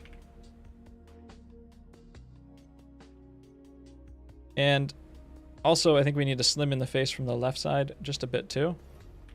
So along that line, we'll just bump it in a little bit over here and just slim in the face. I could grab this, duplicate it, grab this, and drag it in a little bit. Likewise for here, I can grab this with the lasso and pull it in just a little bit as well. And I think we'd be a little bit closer. I'd probably want to pull this in a bit too, to our accuracy on this one.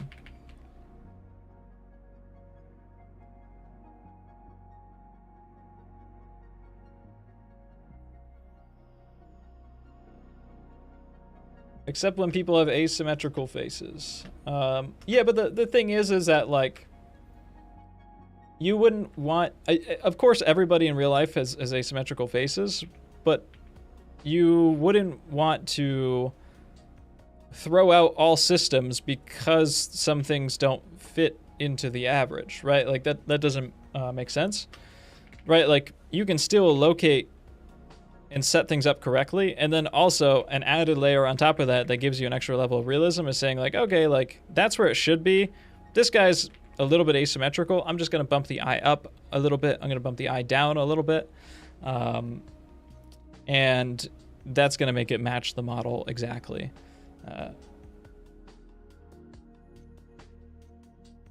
And things really do fit. Like, people have lots of asymmetries. I'm sure we've all, like, done, like, an asymmetry filter on our face or whatever that mirrors your face.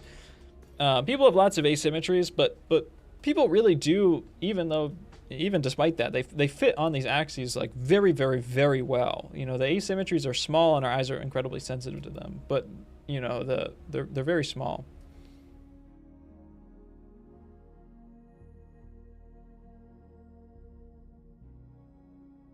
What's the brand of your paints? Does it matter? They're just cheap Chinese paints. They're Marie's Master Series, but Gamblin. Sometimes I use Gamblin, sometimes I use Winsor & Newton for certain colors. Does it matter? Some trick to get them stuck to your palette vertically? They just stick. I just put them on.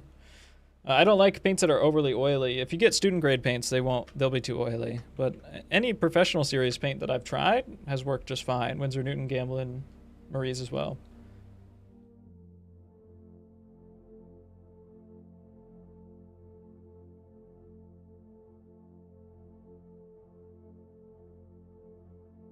I learned who Clav is while working on this study. This guy is mogging. This guy has a better jawline. Clav needs double jaw surgery just to get to this point.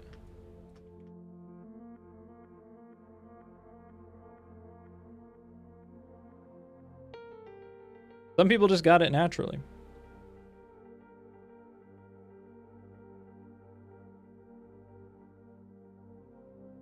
Are this paints from EU or USA? This Gamblin something. Gamblin? Gamblin's a big company. I don't think they're not. I don't know of any. Well, maybe Michael Harding's an American brand. I'm not sure, to be honest. But I think most paint brands, Winsor & Newton makes their paints in China now. Gamblin probably makes them in Europe or something. I don't know. You spelled Gamblin correctly, though, if that's what you're asking. When I used to copy drawings as a kid, there's a few things that didn't look proportional. When I copy drawings as an adult, there's a few things that don't look proportional. Proportions are really hard. All right, let's move on.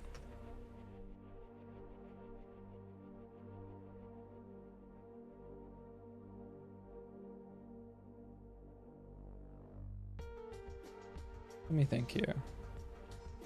You know, this is when I talked to Dylan's earlier, which was the first one I did from this row, I think, or maybe it was right here.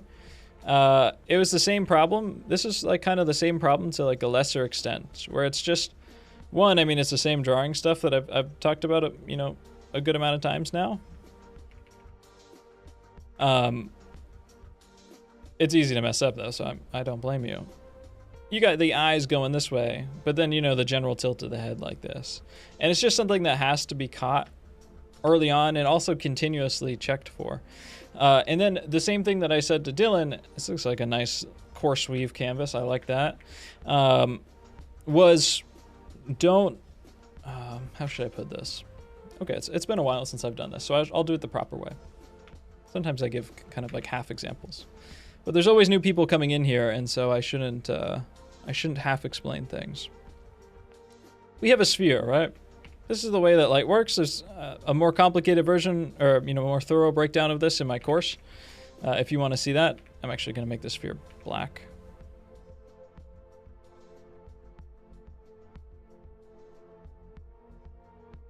I don't need it. There we go. But I'll give you the gist of this. This is a sphere, right? If light is to hit this sphere, right? If we have like a light source in the top right,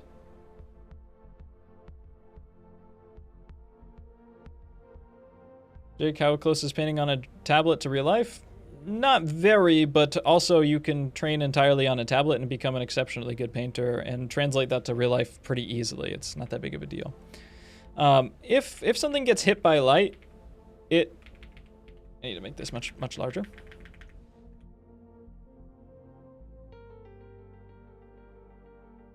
Many people make the mistake of making something that gets hit by light look like this, right?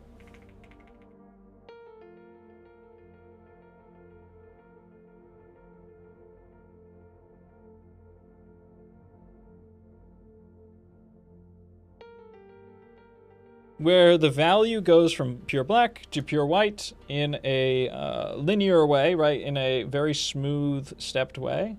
But that's actually not the way that like light or physics works. This isn't an art thing. This is just a thing of how nature works, of how light works.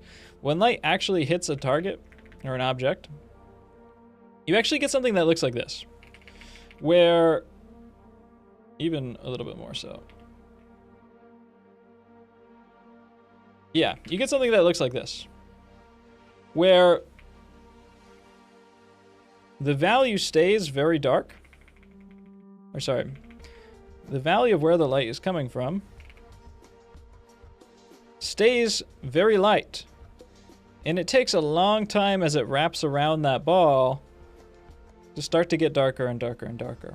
Things don't just hit a surface and then immediately use up all their energy of light. They stay the same level of brightness. They stay very bright until they hit that point, which is called the terminator, where that wraps around the ball. And this terminator point is where light turns into shadow and it becomes very, very dark. And that's where the values change extremely, extremely rapidly. So you go from something being very bright, stays nice and bright, nice and bright, nice and bright, and then there's this band around where things turn into shadow, and that's where things very rapidly turn into these very dark halftones and then into shadow. So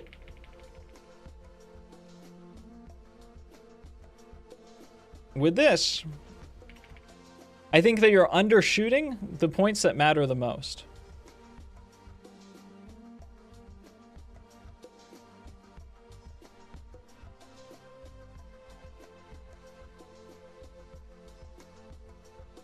Some people call the terminator the bed bug line too, because it's kind of the line around the edge of your mattress where like the bed bugs go to hide away from you. You can think of it that way. Terminator, I hardly know her. Bed a bug? I hardly know it. So I think you're undershooting the points that matter the most here, which is those transitions, right? You have kind of a separation between your lights. You have a separation between your darks. You're using black in the areas that are black. All that stuff is good. I think it still feels a little bit flat because there's some areas where the form is changing very quickly, where you can be a little bit darker, a little bit more defined, maybe push a little bit of saturation into it too. Not too much, but that it will help you stand out a bit more where it matters. Pushing a bit more into here, and it's tough because it's gonna have to be very subtle. And you're losing a little bit of this just due to, you know, how cameras take pictures and stuff. I think we can push, you know, some of these values in the cheek down and we get a little bit more orange here, a little bit more red here. Right, and then a little bit darker, a little bit more gray down to the chin. Probably didn't need to get that much darker. Probably didn't need to get that much grayer either. Right, keep that nice highlighted sense. And then here, like, here's a perfect example, right? We have our light here. We have our shadow here. And I think both of these values are defined correctly, but then what's not defined correctly, I think, is the halftone, where it's a little bit too light, a little bit too close to the light.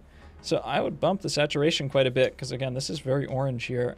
And then take that transition tone down much further. And now we have a transition for the light. I'll keep this one a little bit closer to the light side. I'll give it a little bit more saturation. And there's our transition. That's a value transition that's much more accurate, whereas it's a little bit undershot, I think, on yours in pretty much most areas. Here's another area where I think is like a little bit underplayed from where it could be. This spot of hair is like almost black. It's very, very, very dark.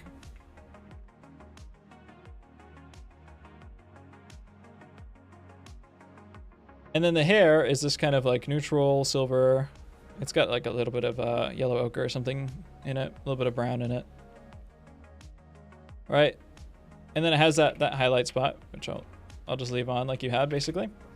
And then it transitions into the skin. There needs to be a transitioning tone in between these two, so it's not just stamped on. That's where that transition, which is like this very orange color in here, that is a nice midway, maybe leaning closer to the darker side value. That's where that comes in.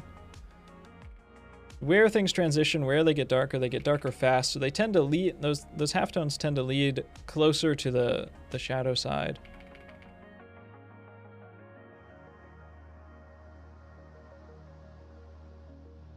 And a little bit of like texture in here too. You know, likewise in here, you know, the top of the hair can really push this all like much closer to your black.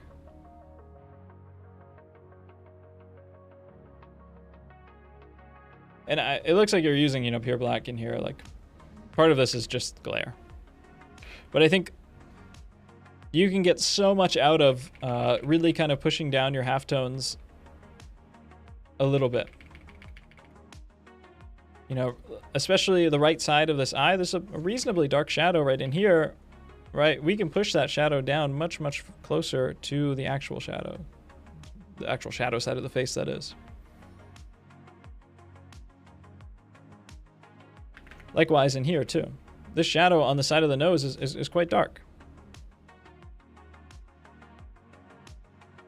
Boom, boom, boom.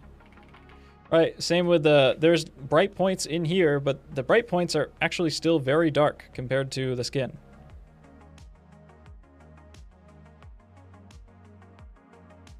Likewise in here. Always comparing things back to our lightest points and our darkest points. And also, where you see a change, put down a change strong, and where you see unity, you know, keep that unity, right? I think you had the unity part of that, which is something that most people struggle with. So that's a good thing. But another part of that that really brings out the contrast, that really makes things feel three-dimensional, is having the contrast side of it as well. Having the halftone side of it.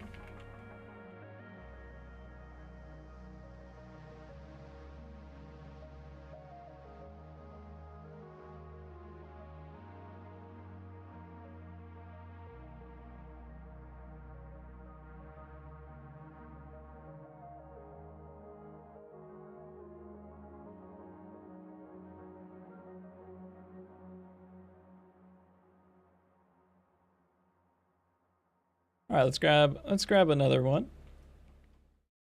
All right, I can kind of rapid fire through some of these as well. You know, with most of these in these categories, I'm seeing, you know, some slight proportional issues that I kind of covered with the other ones, right? With maintaining kind of those stronger characteristic shapes, and then making sure we get the right length versus width and checking our overall shape early on, and tilts, being not too scratchy and uncommittal, you know, finding our clear shapes. This one does a nice job, I think, of both of those. Probably could close in the side of the face a little bit more, but the width is tough.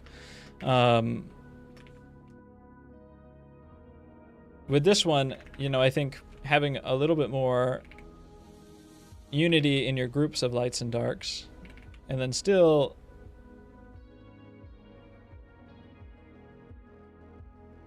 finding a way to separate stuff out.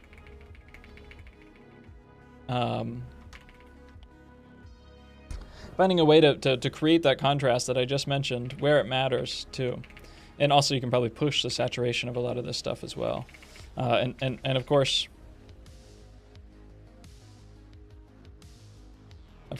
check your tilts, right? Tilting this way, this way, this way, and then the eyes are going that way. Kind of a very similar stuff here, where I think our tilt for like the jaw is facing this way, but then our tilt for the eye is facing, you know, mostly this way. So a little bit more at the early stages. These two are good examples, and they're good examples for a few different ones. You know, maybe this one, this one, this one, this one. You know, this one as well. There's some proportional things in there too. This as well.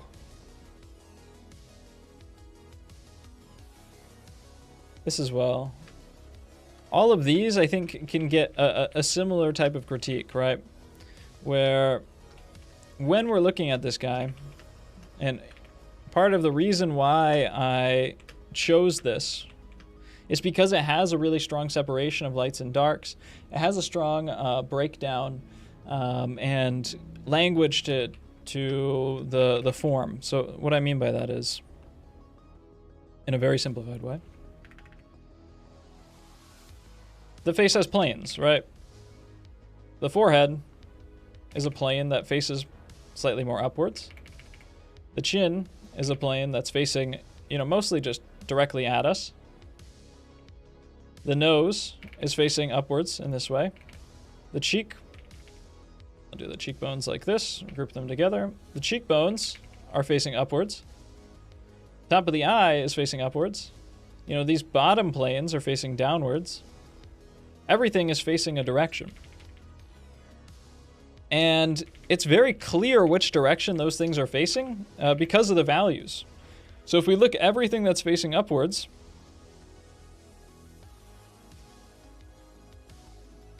everything that is facing upwards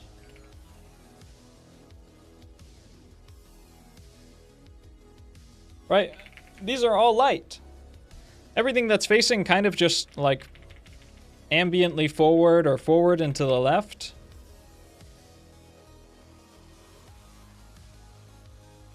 not even that, more like this stuff. These are all kind of grouped into one similar grouping. Everything that's turning downwards into the right, I deleted my layer. Everything that's facing downwards into the right,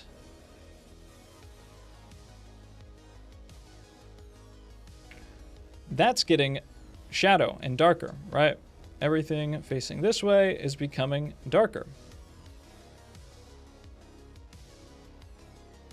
And the way these things are classified by different values, by different colors, this very light white tone, this neutral grayish, slightly more red, slightly more gray, slightly more yellow for these different zones of the face, but this very middle halftone here, and this very red burnt umber shadow.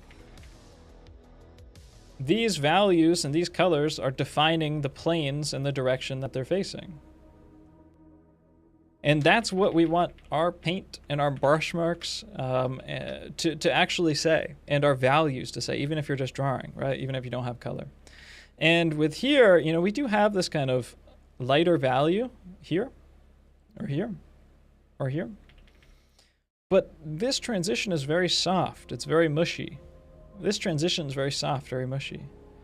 Even this transition on the nose feels a little bit like, where is the edge of it? Where does it really transform into here? There is a good separation of lights and darks, which is the first step to this stuff. But a lot of these more ambiguous areas are incredibly ambiguous. They're not anywhere nearly well-defined, anywhere nearly as well-defined as they are in the original reference.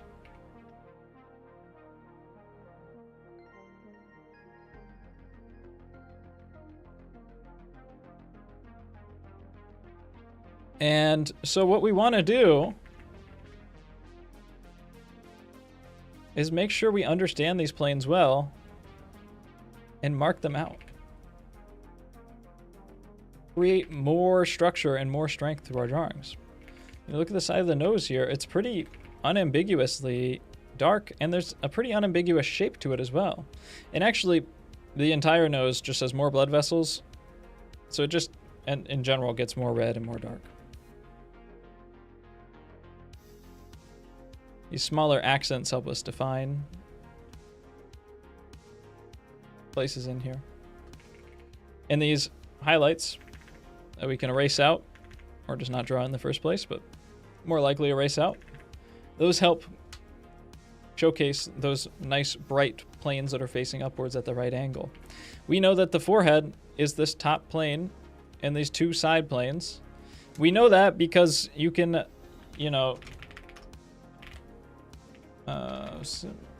simple planar head Sketchfab. You can look up on Sketchfab a simple planar head.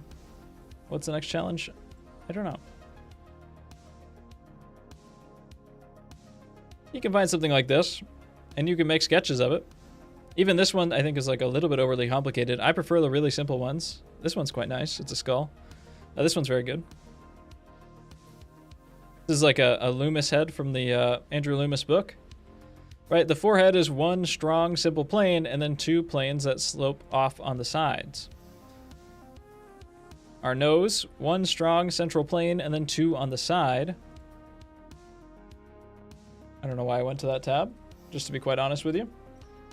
Forgot where I was.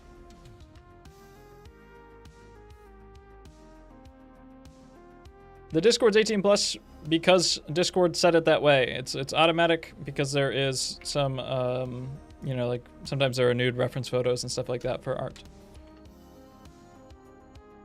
There's also an app, Head Model Studio. Okay, yeah, cool. I should make one and put it on Halftone too. I think that'd be helpful. So we have one strong central plane and then two that slope off on the sides. So that's what we need. Boom, boom, boom. This one that slopes off on the side actually slips off into shadow. Right? Likewise. And you can, you know, blend the edges a little bit, but you got to be careful. Because if you just blend all of this back together, well, now we're back exactly where we started, right? So hard edges do define some sense of structure, and even if it's subtle, that doesn't mean that there's not a hard edge. It just means that the values are close together, that the grouping is close together. And so I see a lot of these feel very, you know, airbrush. What even was on that layer? Feel very airbrush reliant, or, you know, a little bit too soft. And, you know, I think some of that kind of comes from a mindset of just like copying it and pushing it down, you know, pushing it around until it matches as closely as possible. But it misses that sense of understanding that gives us strong structure, right? So there's a little bit too much softness in these areas where people are quite planar. I mean, look at my face right now. You can see that there's very clearly a top plane. I'll go full cam for you guys. you can see that there's very clearly on my cheekbones are quite well defined in here. There's a top plane on top of here, like this. And then it goes down and around. If I pull my skin, you can see my bones, right? This is the top, and it's a strong planar change, and it is that way really in the vast majority of people, you know, unless you're a very high body fat, and it's quite hard to, I mean, it depends too on just your anatomy and stuff, and your genetics, but it's quite hard to hide your cheekbones. They are meant to protrude outwards. They are meant to protect your face, to be strong, and so they pretty much always catch light in some way. And likewise goes for, you know, a lot of the stuff. We're just being not quite committal enough with the decisions being made. You know, there's a very soft edge here, but this is like a hard, strong stroke lock of hair. Right? And there is a pretty well-defined shadow under here that gets nice and light. And maybe there's a slight soft edge just on like one side of it, but this is like a cast shadow, so it really doesn't get that soft.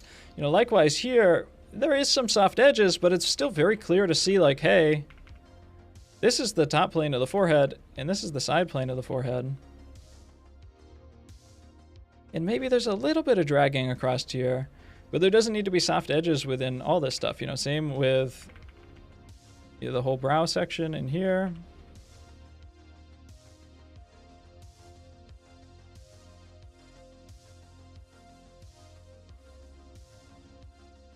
Right, like the brow is extremely well defined. You know, likewise with this fold. How sharp something is just how quickly it's turning around a corner away from us. If something is a really sharp edge, you think of it this way.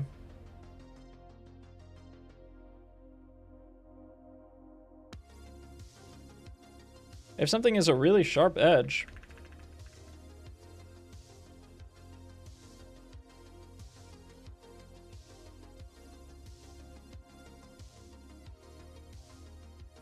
we have like a really strong light source on this box. This flesh box, I suppose. I didn't realize I was using flesh colors. Okay, here's my box. The fact that this value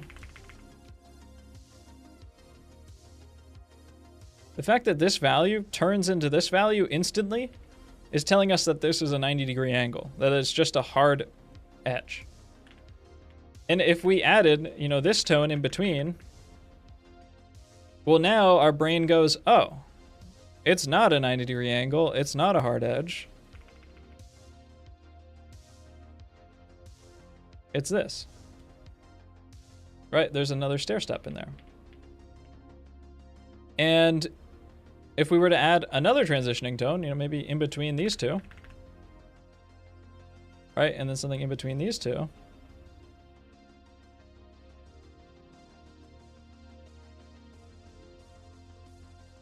well, now our brain is looking at this, and there's like it's basically doing the calculations for us and saying this is pretty much a rounded edge.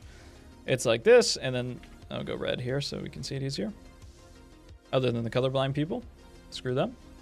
Here, here, here, here, and then here, right? It's making clear changes and then dropping off.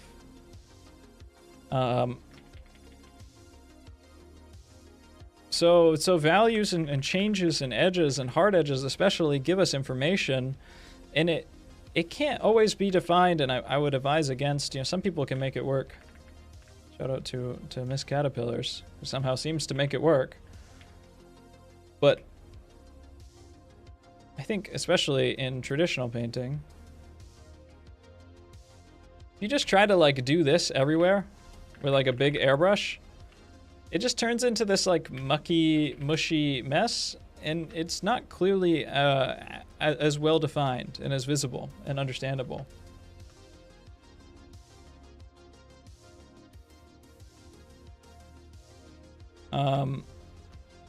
You know, and so there's a lot of areas in a lot of these, and I'll point them out on other ones, but I see this, and this one's a good example, right? Like, this is a hard shadow here on the side of the nose. Let's see, you know, how many values this guy, or this lady, this woman who painted this, Marie Mueller, used for this. Well, she used 1 value.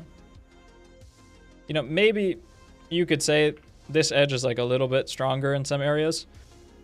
I think it's just because, you know, she scraped the paint off clearly with like a palette knife after it was put down, so it's a little bit less strong.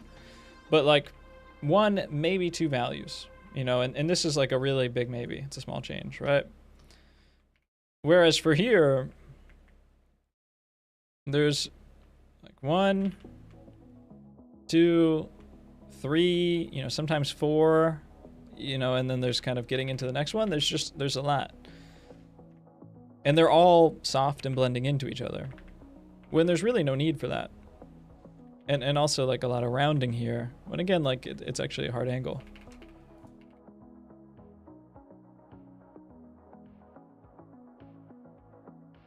And it creates a, you know, stronger, more structured. It's much easier to see the side plane of the forehead. And you know, again, it's okay if you want to take a smudge tool or something. You want to like hit it a little bit, but you got to be really careful. And as soon as you start doing this all over it, it becomes a, you know, soupy mess again. You should really seek to understand and have a good reason for why you want to smooth something out.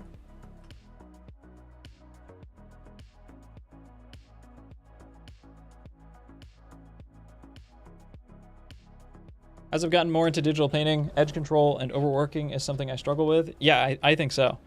I think that's like one of the hardest parts about, I mean, people do it in oil painting too. People overwork edges a lot in oil painting. Because there's like kind of this idea that like oil painting has this stage called like the blending stage, and blending is really important in oil painting. You'll see like sometimes people talk about this when like normies or people on TikTok will talk about oil painting and like, oh, I like oils way more than acrylics because it's blending is so much better. Like blending is this like unanimous stage in oil painting. Most of the time people talk about like doing that, they just are turning their paintings into the same airbrush mush as digital. You know, because it has to be intentional with both. But with digital, you have force multipliers. And it's very easy to just turn everything into like a big bowl of primordial soup. I don't know where primordial came from. Yeah, I'm just kind of linguistic. I've been playing Wordle a lot. If you didn't see my incredible run at the beginning of this stream. I have a bad habit of turning my portraits into oatmeal as I go. Thank you for the demo. I need to be correct on this. Yeah, it's probably the most important thing that I tell. Like, it's not the most important thing, by the way. I say everything is the most important thing at least like 10 times a stream. But for like 50% of people, it's the most important thing. And for the other 50% of the people, they like make everything like way too hard edged. It's kind of the same thing that I see with a lot of these other ones that I pointed out that I'll gloss through, you know, quickly. Whereas with this one, it's a little bit of the opposite problem. It's trad painting, where some of these are just a little bit messily grouped, right? Where you can kind of unify and group stuff together a little bit better, and then take a fan brush if you want and like pull an edge out a little bit and unify 2 areas together. And then like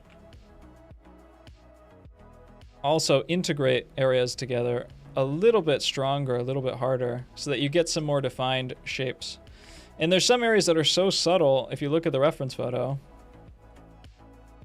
you know, like this to this is so subtle that it's like there's a good chance you just kind of miss it when looking at the photo.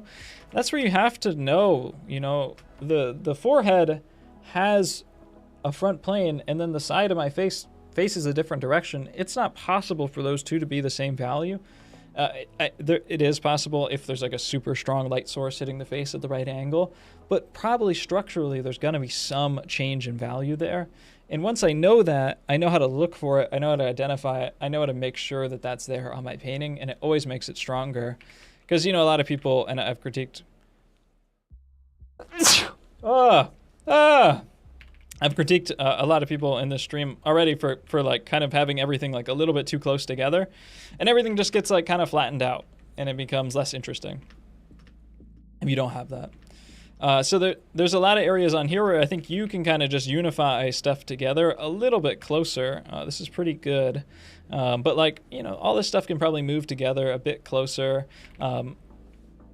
I would push stuff down a little bit harder in some areas as well.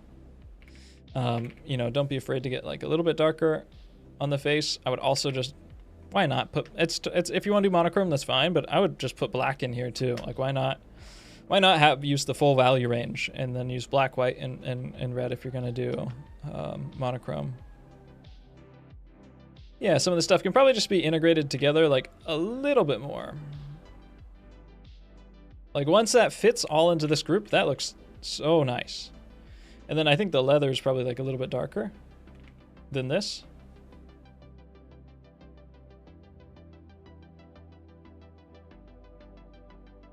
Maybe the leather's lighter, but as long as it's somewhat different, it'll be interesting. You know, maybe that, I'm not looking at the reference, maybe that button is metallic, so it's like a bit lighter.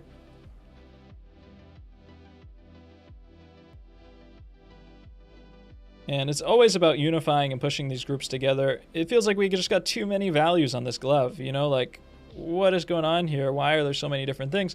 It's probably all just need to get, and I know that this group is just darker and more saturated.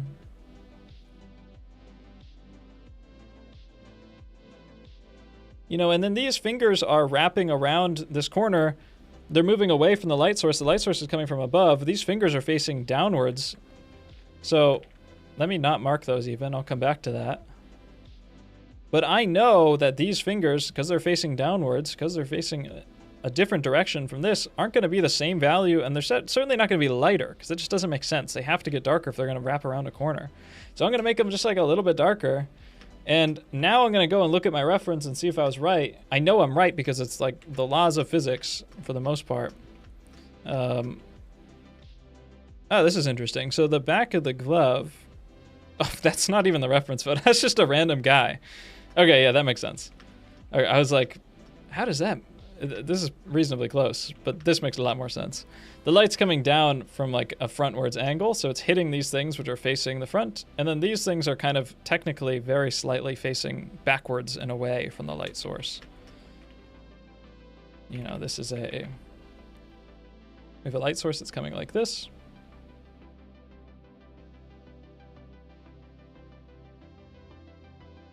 It's hitting the box of the like fingers that are like this, and then we have another box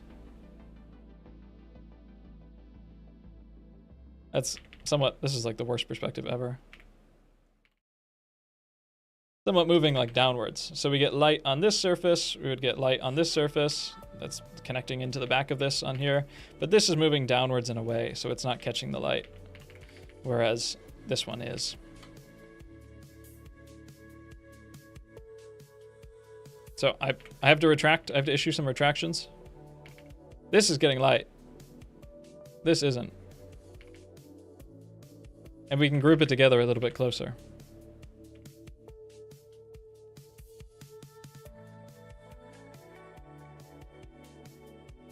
And this is probably getting a bit lighter because it's like a fold facing the light.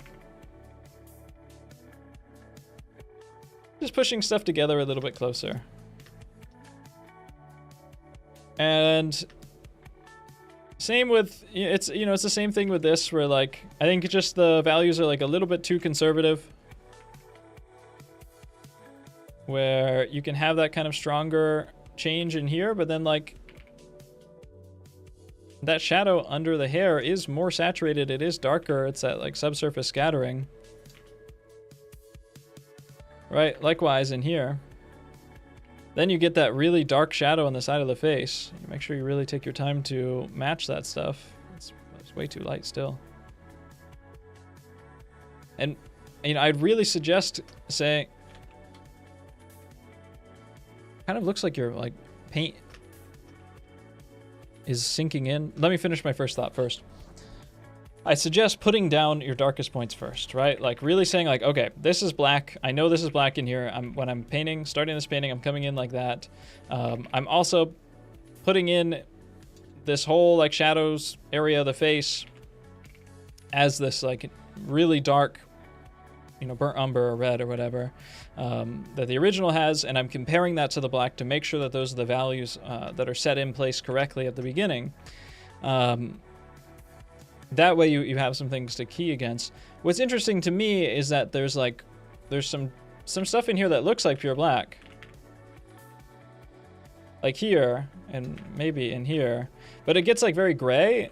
Sometimes this like gray thing happens when the paint sinks into the surface. If you're working on paper or just a really absorbent canvas, maybe a really cheap canvas, it can suck that paint into it. And any time the oil absorbs into the canvas, it loses its sheen, and so it gets lighter in appearance. And in that case, you might want to work on a surface that is more sealed properly.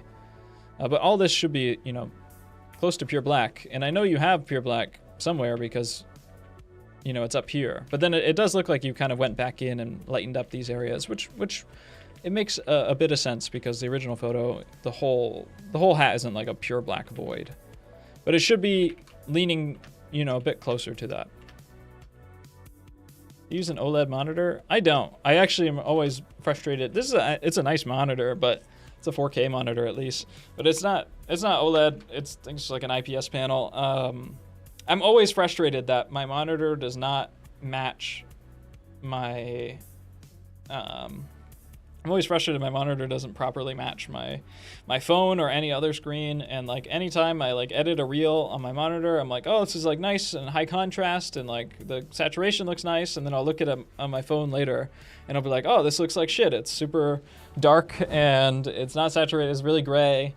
And that's very frustrating to me. Maybe I should buy, you know, a nice monitor, but they're expensive. Yeah, I think this monitor is like not red enough. Yeah, I think this monitor is too red. And so I always think things are too red, but then they look more green and desaturated when I actually view it on another device. I think the only thing you can do about that, for most of us, the best screens we have are our smartphones. So the best thing you can do about that, and that's where your art's probably going to wind up on social media, check what your art looks like on your phone before you post it. Guys, I'm getting really hot. I don't have my AC on so it doesn't mess up my mic.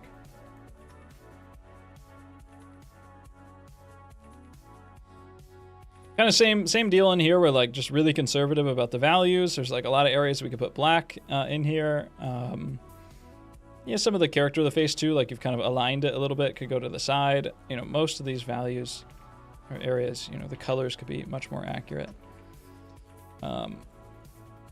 I really like, you know, this guy's mark making. You know, some of these marks are pretty characteristic and have like nice intention to them, and clearly that's what you're interested in. But there are a lot of areas where, you know, if you just gave kind of that same level of care and planning earlier on to your proportions, I think you would have a much stronger painting in here, because there's a lot of things that are working quite well.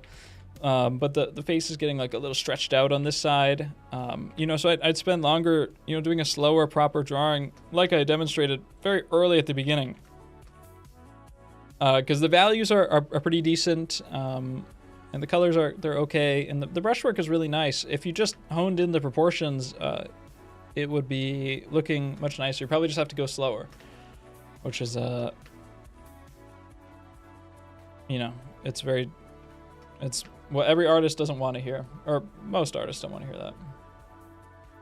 You can adjust RGB values on a monitor. Yeah, maybe I should do that. But like, also the thing is, it's just hard to get it to look right. And also what right is really difficult. I should probably just check it against my phone though.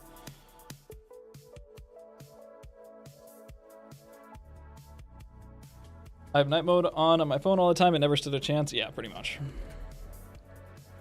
There was like a solid like 6 months where everything I was doing, I had permanent night mode on my computer without realizing, and I was messing up the colors of everything. The color grading devices for monitors, I think, are like $200. If they were like 30 bucks, I would say hell yeah. But I think they're like $200, and at that point, I might as well just go in on a nicer monitor, like a proper calibrated monitor, which are like $700 or $800. So it's you know, but $200 was the price.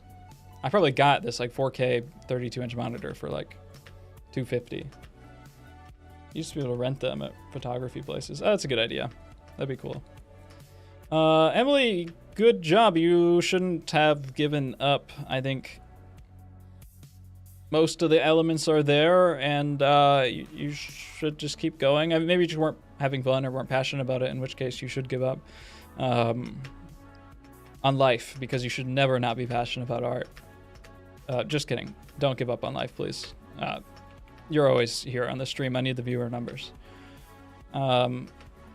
No, you're so beautiful. Don't kill yourself. That type beat. But no, you're always here on my stream, so don't kill yourself. Everything looks pretty good. Yeah. Yeah, I would just keep pushing it, to be honest. And some of the areas you could have like you could push your halftones a little bit more, right? The problem with calibrating your monitor is most people will view art on their smartphones with 100% brightness and way too much saturation and contrast. Yeah, also, yeah, every brand of smartphone chooses to calibrate their screens in like different ways. Like Samsung, like more saturation, a little bit darker in here you can get away with. Same with this too.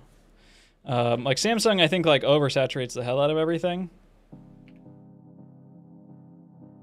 And I think iPhone does that a little bit too. I think Apple's known for having the best color calibration. I think I have a good iPad that's really accurate.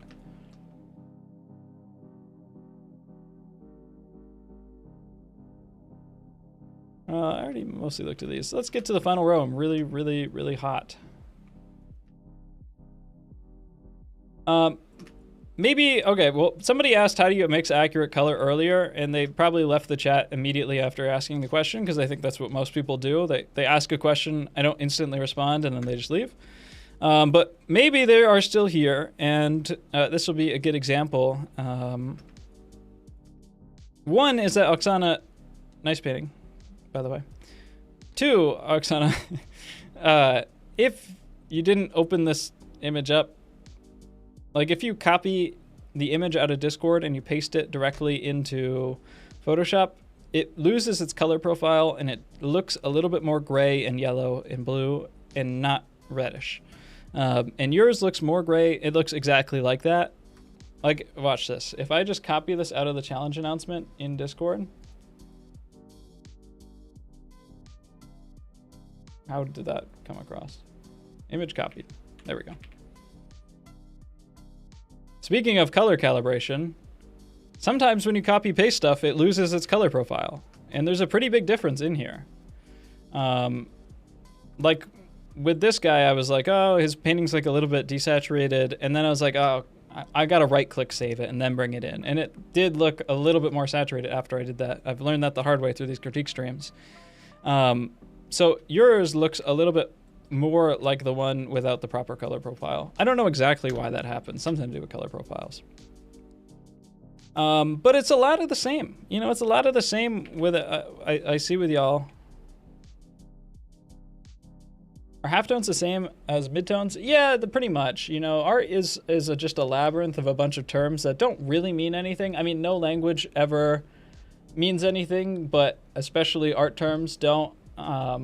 And every person, every teacher uses them differently.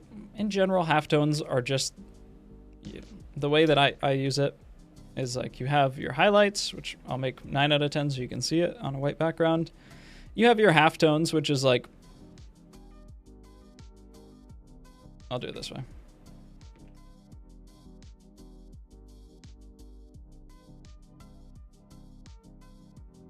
All right. You know, if this is our sphere, right, like your highlight is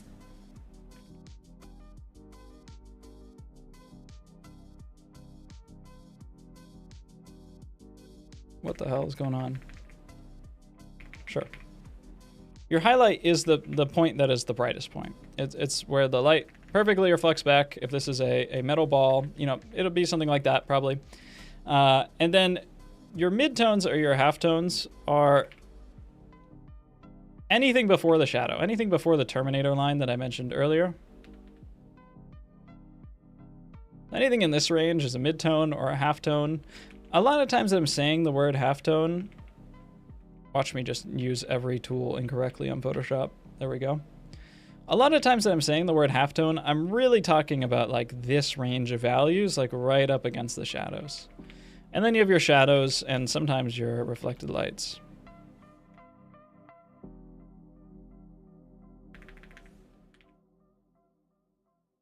You have your reflected lights, like so.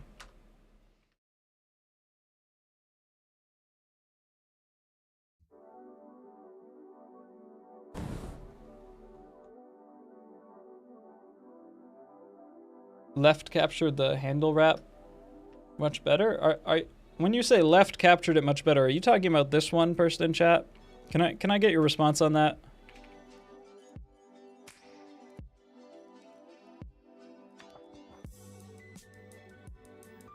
Did they say any of these words in the 19th century? Yeah, left. Yeah, this is the original, my friend.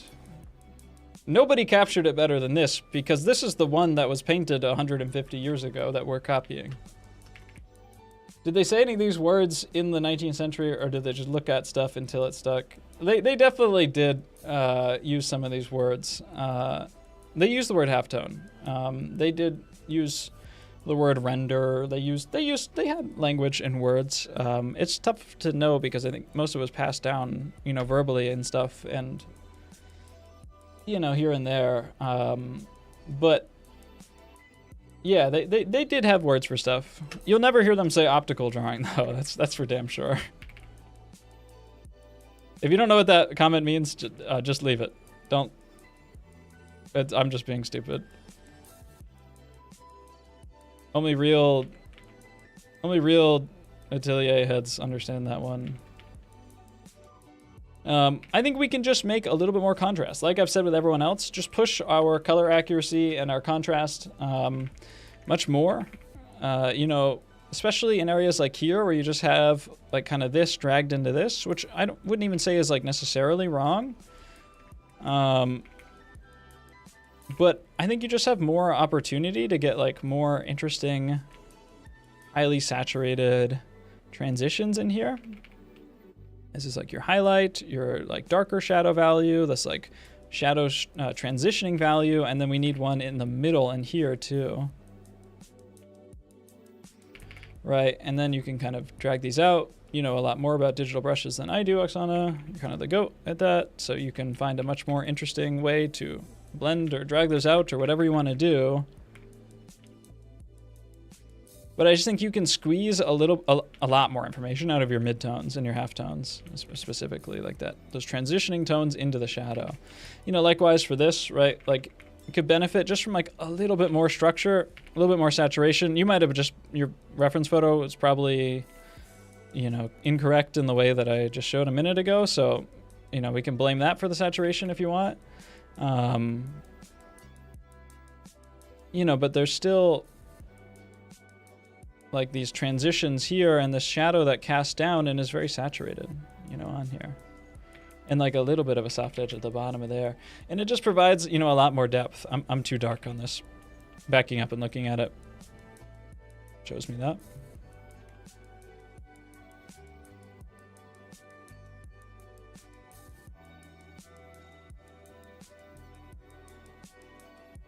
You know, just defining our groups a little bit more. In here, we can kind of like push some of this stuff like a lot more saturated, a lot more red. Because like there is a difference between the top of this guy's head and the pure black for the hat. And it's nice to bring that difference out a little bit if we can do it subtly without overblowing it.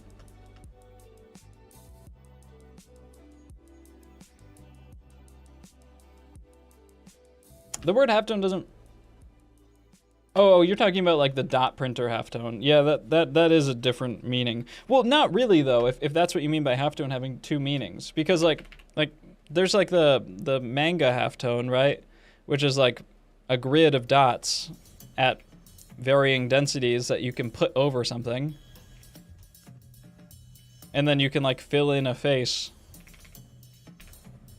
with that grid of dots and mask it onto the right spot in order to make it look like it's in shadow, right? Like this. That is or by the way, I just said in shadow, but it could just be any value, right? And that does come from like the same meaning of like, hey, it's a value. I guess that you can use like halftone printing to exclusively fill in a shadow like I am here. But a lot of times those halftone prints are, the shadows, I think, I'm making this part up. I want everyone to know I'm making this part up. I think traditionally in like a lot of like manga or comics or whatever, the shadows just get inked in black. And then the halftone like dot matrix thing gets put in at the transitions. Right? So like in the halftone dots are halftones. They're the same thing. You can render everything out however you want. Like this could be shaded like this instead. It's still a halftone because value is just how light or dark something is, and you can be as creative as you want with that. So these are 3 different values.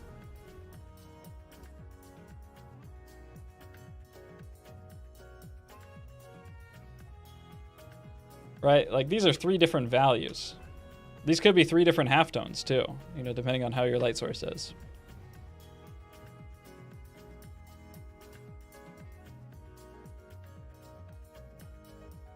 And the most important halftone is Halftone Studio, which is being severely stunted by my slow rate of writing. halftonestudio.art. www. It's the greatest website in the world with lots of free references to practice and a really great course by 2 handsome and knowledgeable men. When new course? It's just been on pause because Ramon's been moving. We're working on a portrait painting course. It's just been on pause because Ramon's moving to Paris. He probably just got off his flight not too many hours ago. It's going to take him a month to settle in, so it'll be sometime in the mid to late fall. It's going to take a little bit of time. Did I just write halftone study? No, that's a IO. We're good.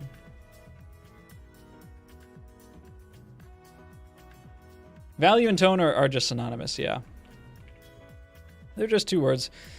When I make shorts or reels or something, I try to always define everything I say. So like anytime when I say like value, I normally say like, that's just how light or dark something is.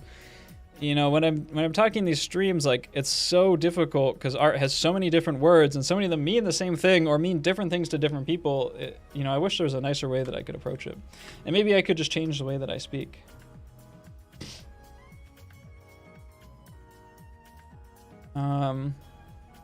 Okay, cool.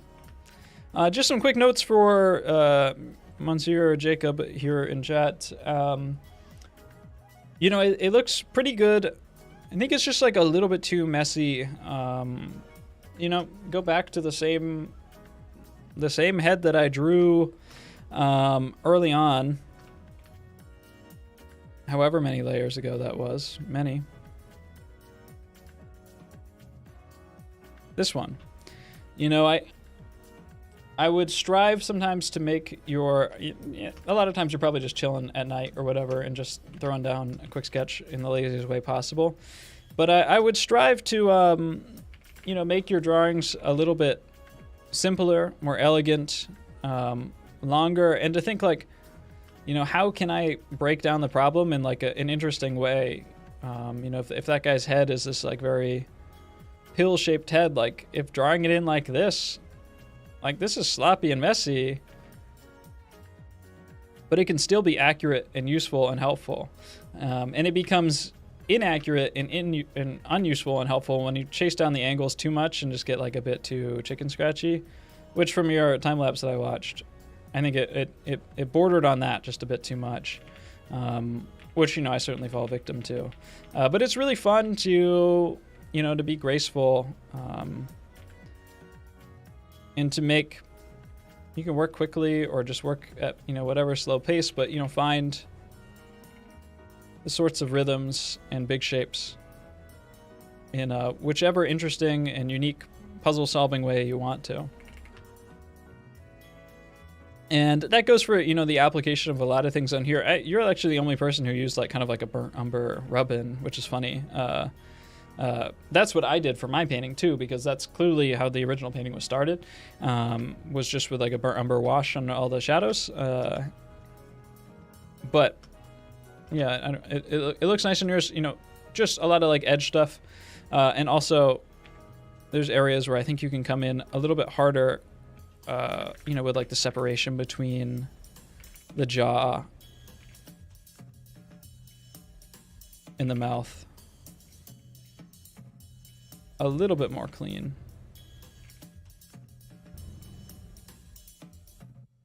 Maybe a little bit more broad in some of these areas as well. And I've seen you do it before, so I know that you know what I'm speaking of.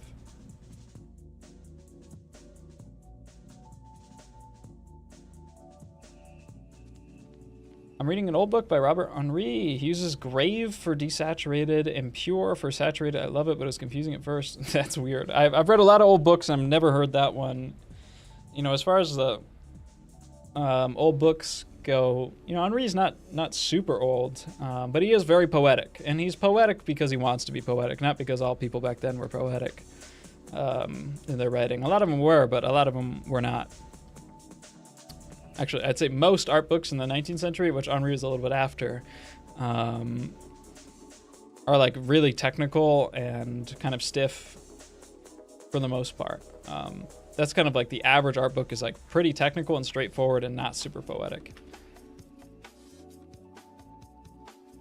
This is a nice painting. I don't remember who did this one, but this is a really nice painting. Maybe we'll close out the stream with this one, and I'll bring it over here.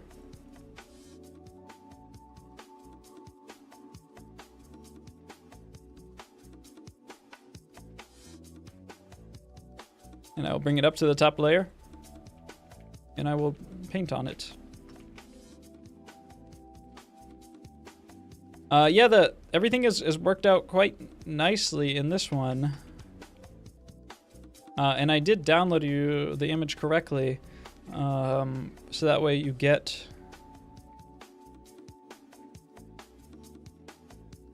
the right colors on your painting. Yeah, and I think that color is just the biggest thing that could be improved about this. The edges and grouping and form and proportions of it are all pretty nice. But I think, yeah, it's a little lacking in the color department. You know, especially, you know, in areas like that could be like way easier, right? Like here's just pure white. And there's really no reason not to just take pure white in here. Like all it does is increase the contrast and make this look stronger. For these areas. For here, you're still probably getting a little bit too dark. You know, the difference is not that bold.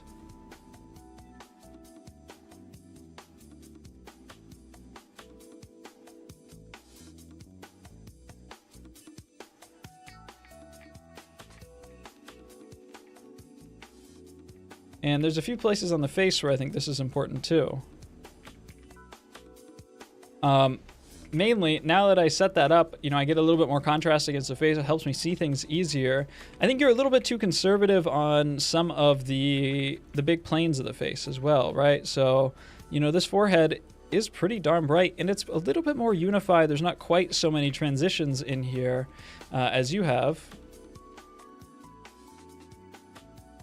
And so I'm just gonna broaden that up in here. And I'll transition it out a little bit here, but I want to keep, like I mentioned earlier, most of those hard edges. And then, especially in these areas that are getting, you know, you're really close in here. You have this shadow from this lock of hair casting in here, and then the shadow in here. You know, these could probably be a bit more saturated because they are, you know, they are subsurface scattering. They are that light hitting the skin and bouncing around and getting more saturated. That's what happens when light hits the skin. It kind of, skin is semi-transparent, so it bounces around under the skin and it gets lighter. Again, with the brighter highlights, I think you can kind of group yourself a little bit more solidly in here.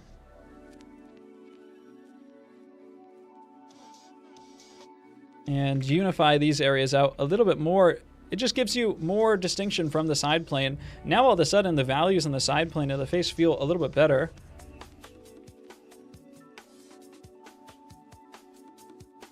This looks pretty good.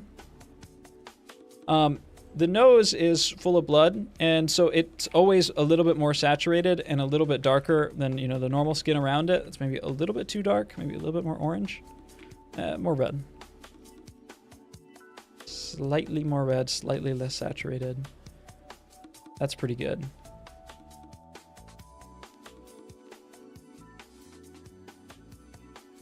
Let me erase out where my highlight was earlier.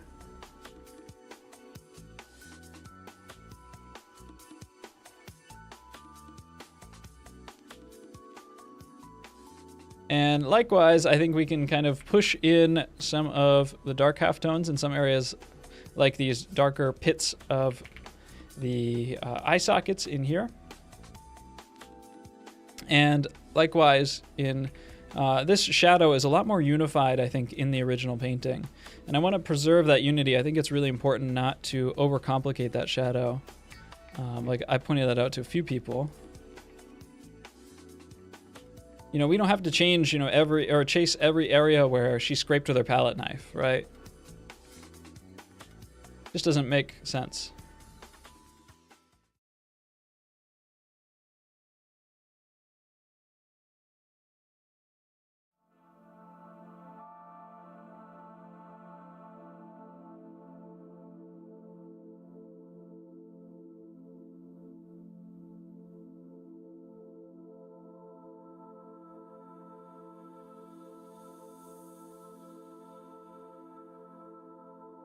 Just pushing some of these groups a little bit more than they are.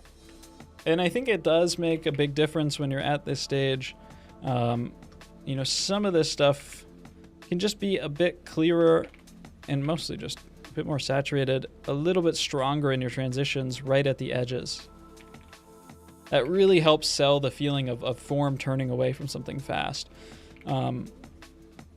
Yeah, even this is well adjusted, actually. I normally would be very ready to tell people that they got these values much too light under here, because that's the easy mistake to make, but I think these are pretty well done. All right, in here.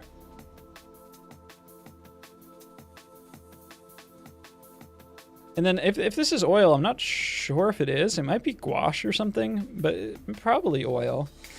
You know, I would recommend a fan brush or something like that, because you can set up these areas, you know, like this, where you have the light on top of the head. You have like kind of this darker halftone on the side, sorry, top of the eyeball, and on the side here, and then you can take like a fan brush, and you can get some interesting edges just by pulling these into each other. And it has a little bit of texture in reality, so you get something a little bit more like this.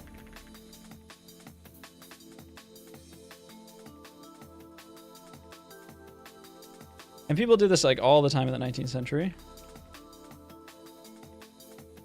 You use your fan brush to pull one thing into the next.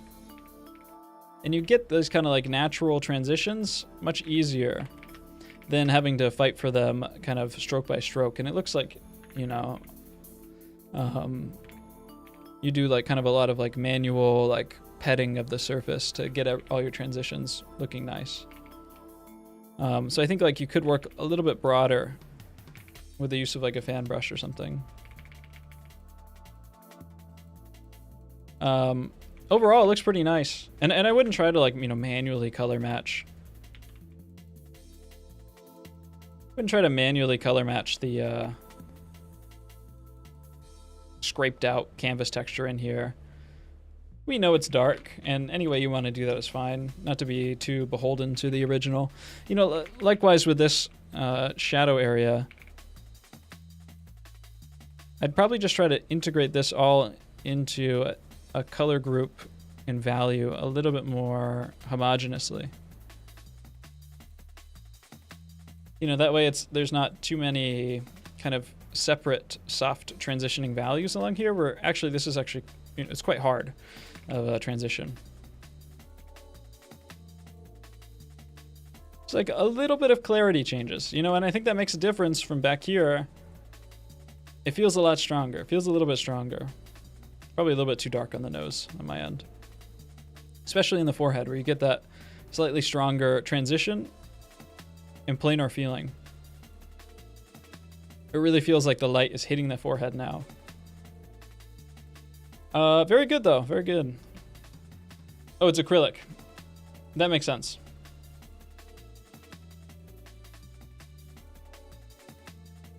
Yeah, that makes sense. It felt like water-based for some reason. That's why I thought it was gouache. Yeah, very good job, everybody. Everyone did a really nice job. I'm really satisfied with the submissions for this, and next challenge will be coming out tomorrow. If anyone has suggestions, I would like to do a portrait from a photograph, a real photograph in color, of a younger woman, because we haven't done enough of those. Some pretty young woman.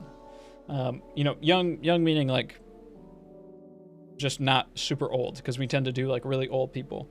I wouldn't mind, you know, mostly any other age. And yeah, if you have any suggestions for that, you know, generally kind of like somewhat neutral poses, somewhat simple lighting situations. I wouldn't mind, you know, something like an outdoor lighting if it's, you know, moderately clear, you know, and then just good color. Finding something that meets all those criteria is like always impossibly difficult. And I try not to just use Mr. Bryce Cameron Liston's Patreon photos every challenge, even though I want to, because they're really good. Odyssey challenge, I know, right? Yeah, we are overdue for an actual composition challenge, and I'm aware of that. Thank you guys so much for coming to the Jake Don't Draw live stream Super Show Extravaganza Experience Bonanza. And I got Bryce Cameron after you're back. Let's go. I will see you guys in the next challenge stream. That is all.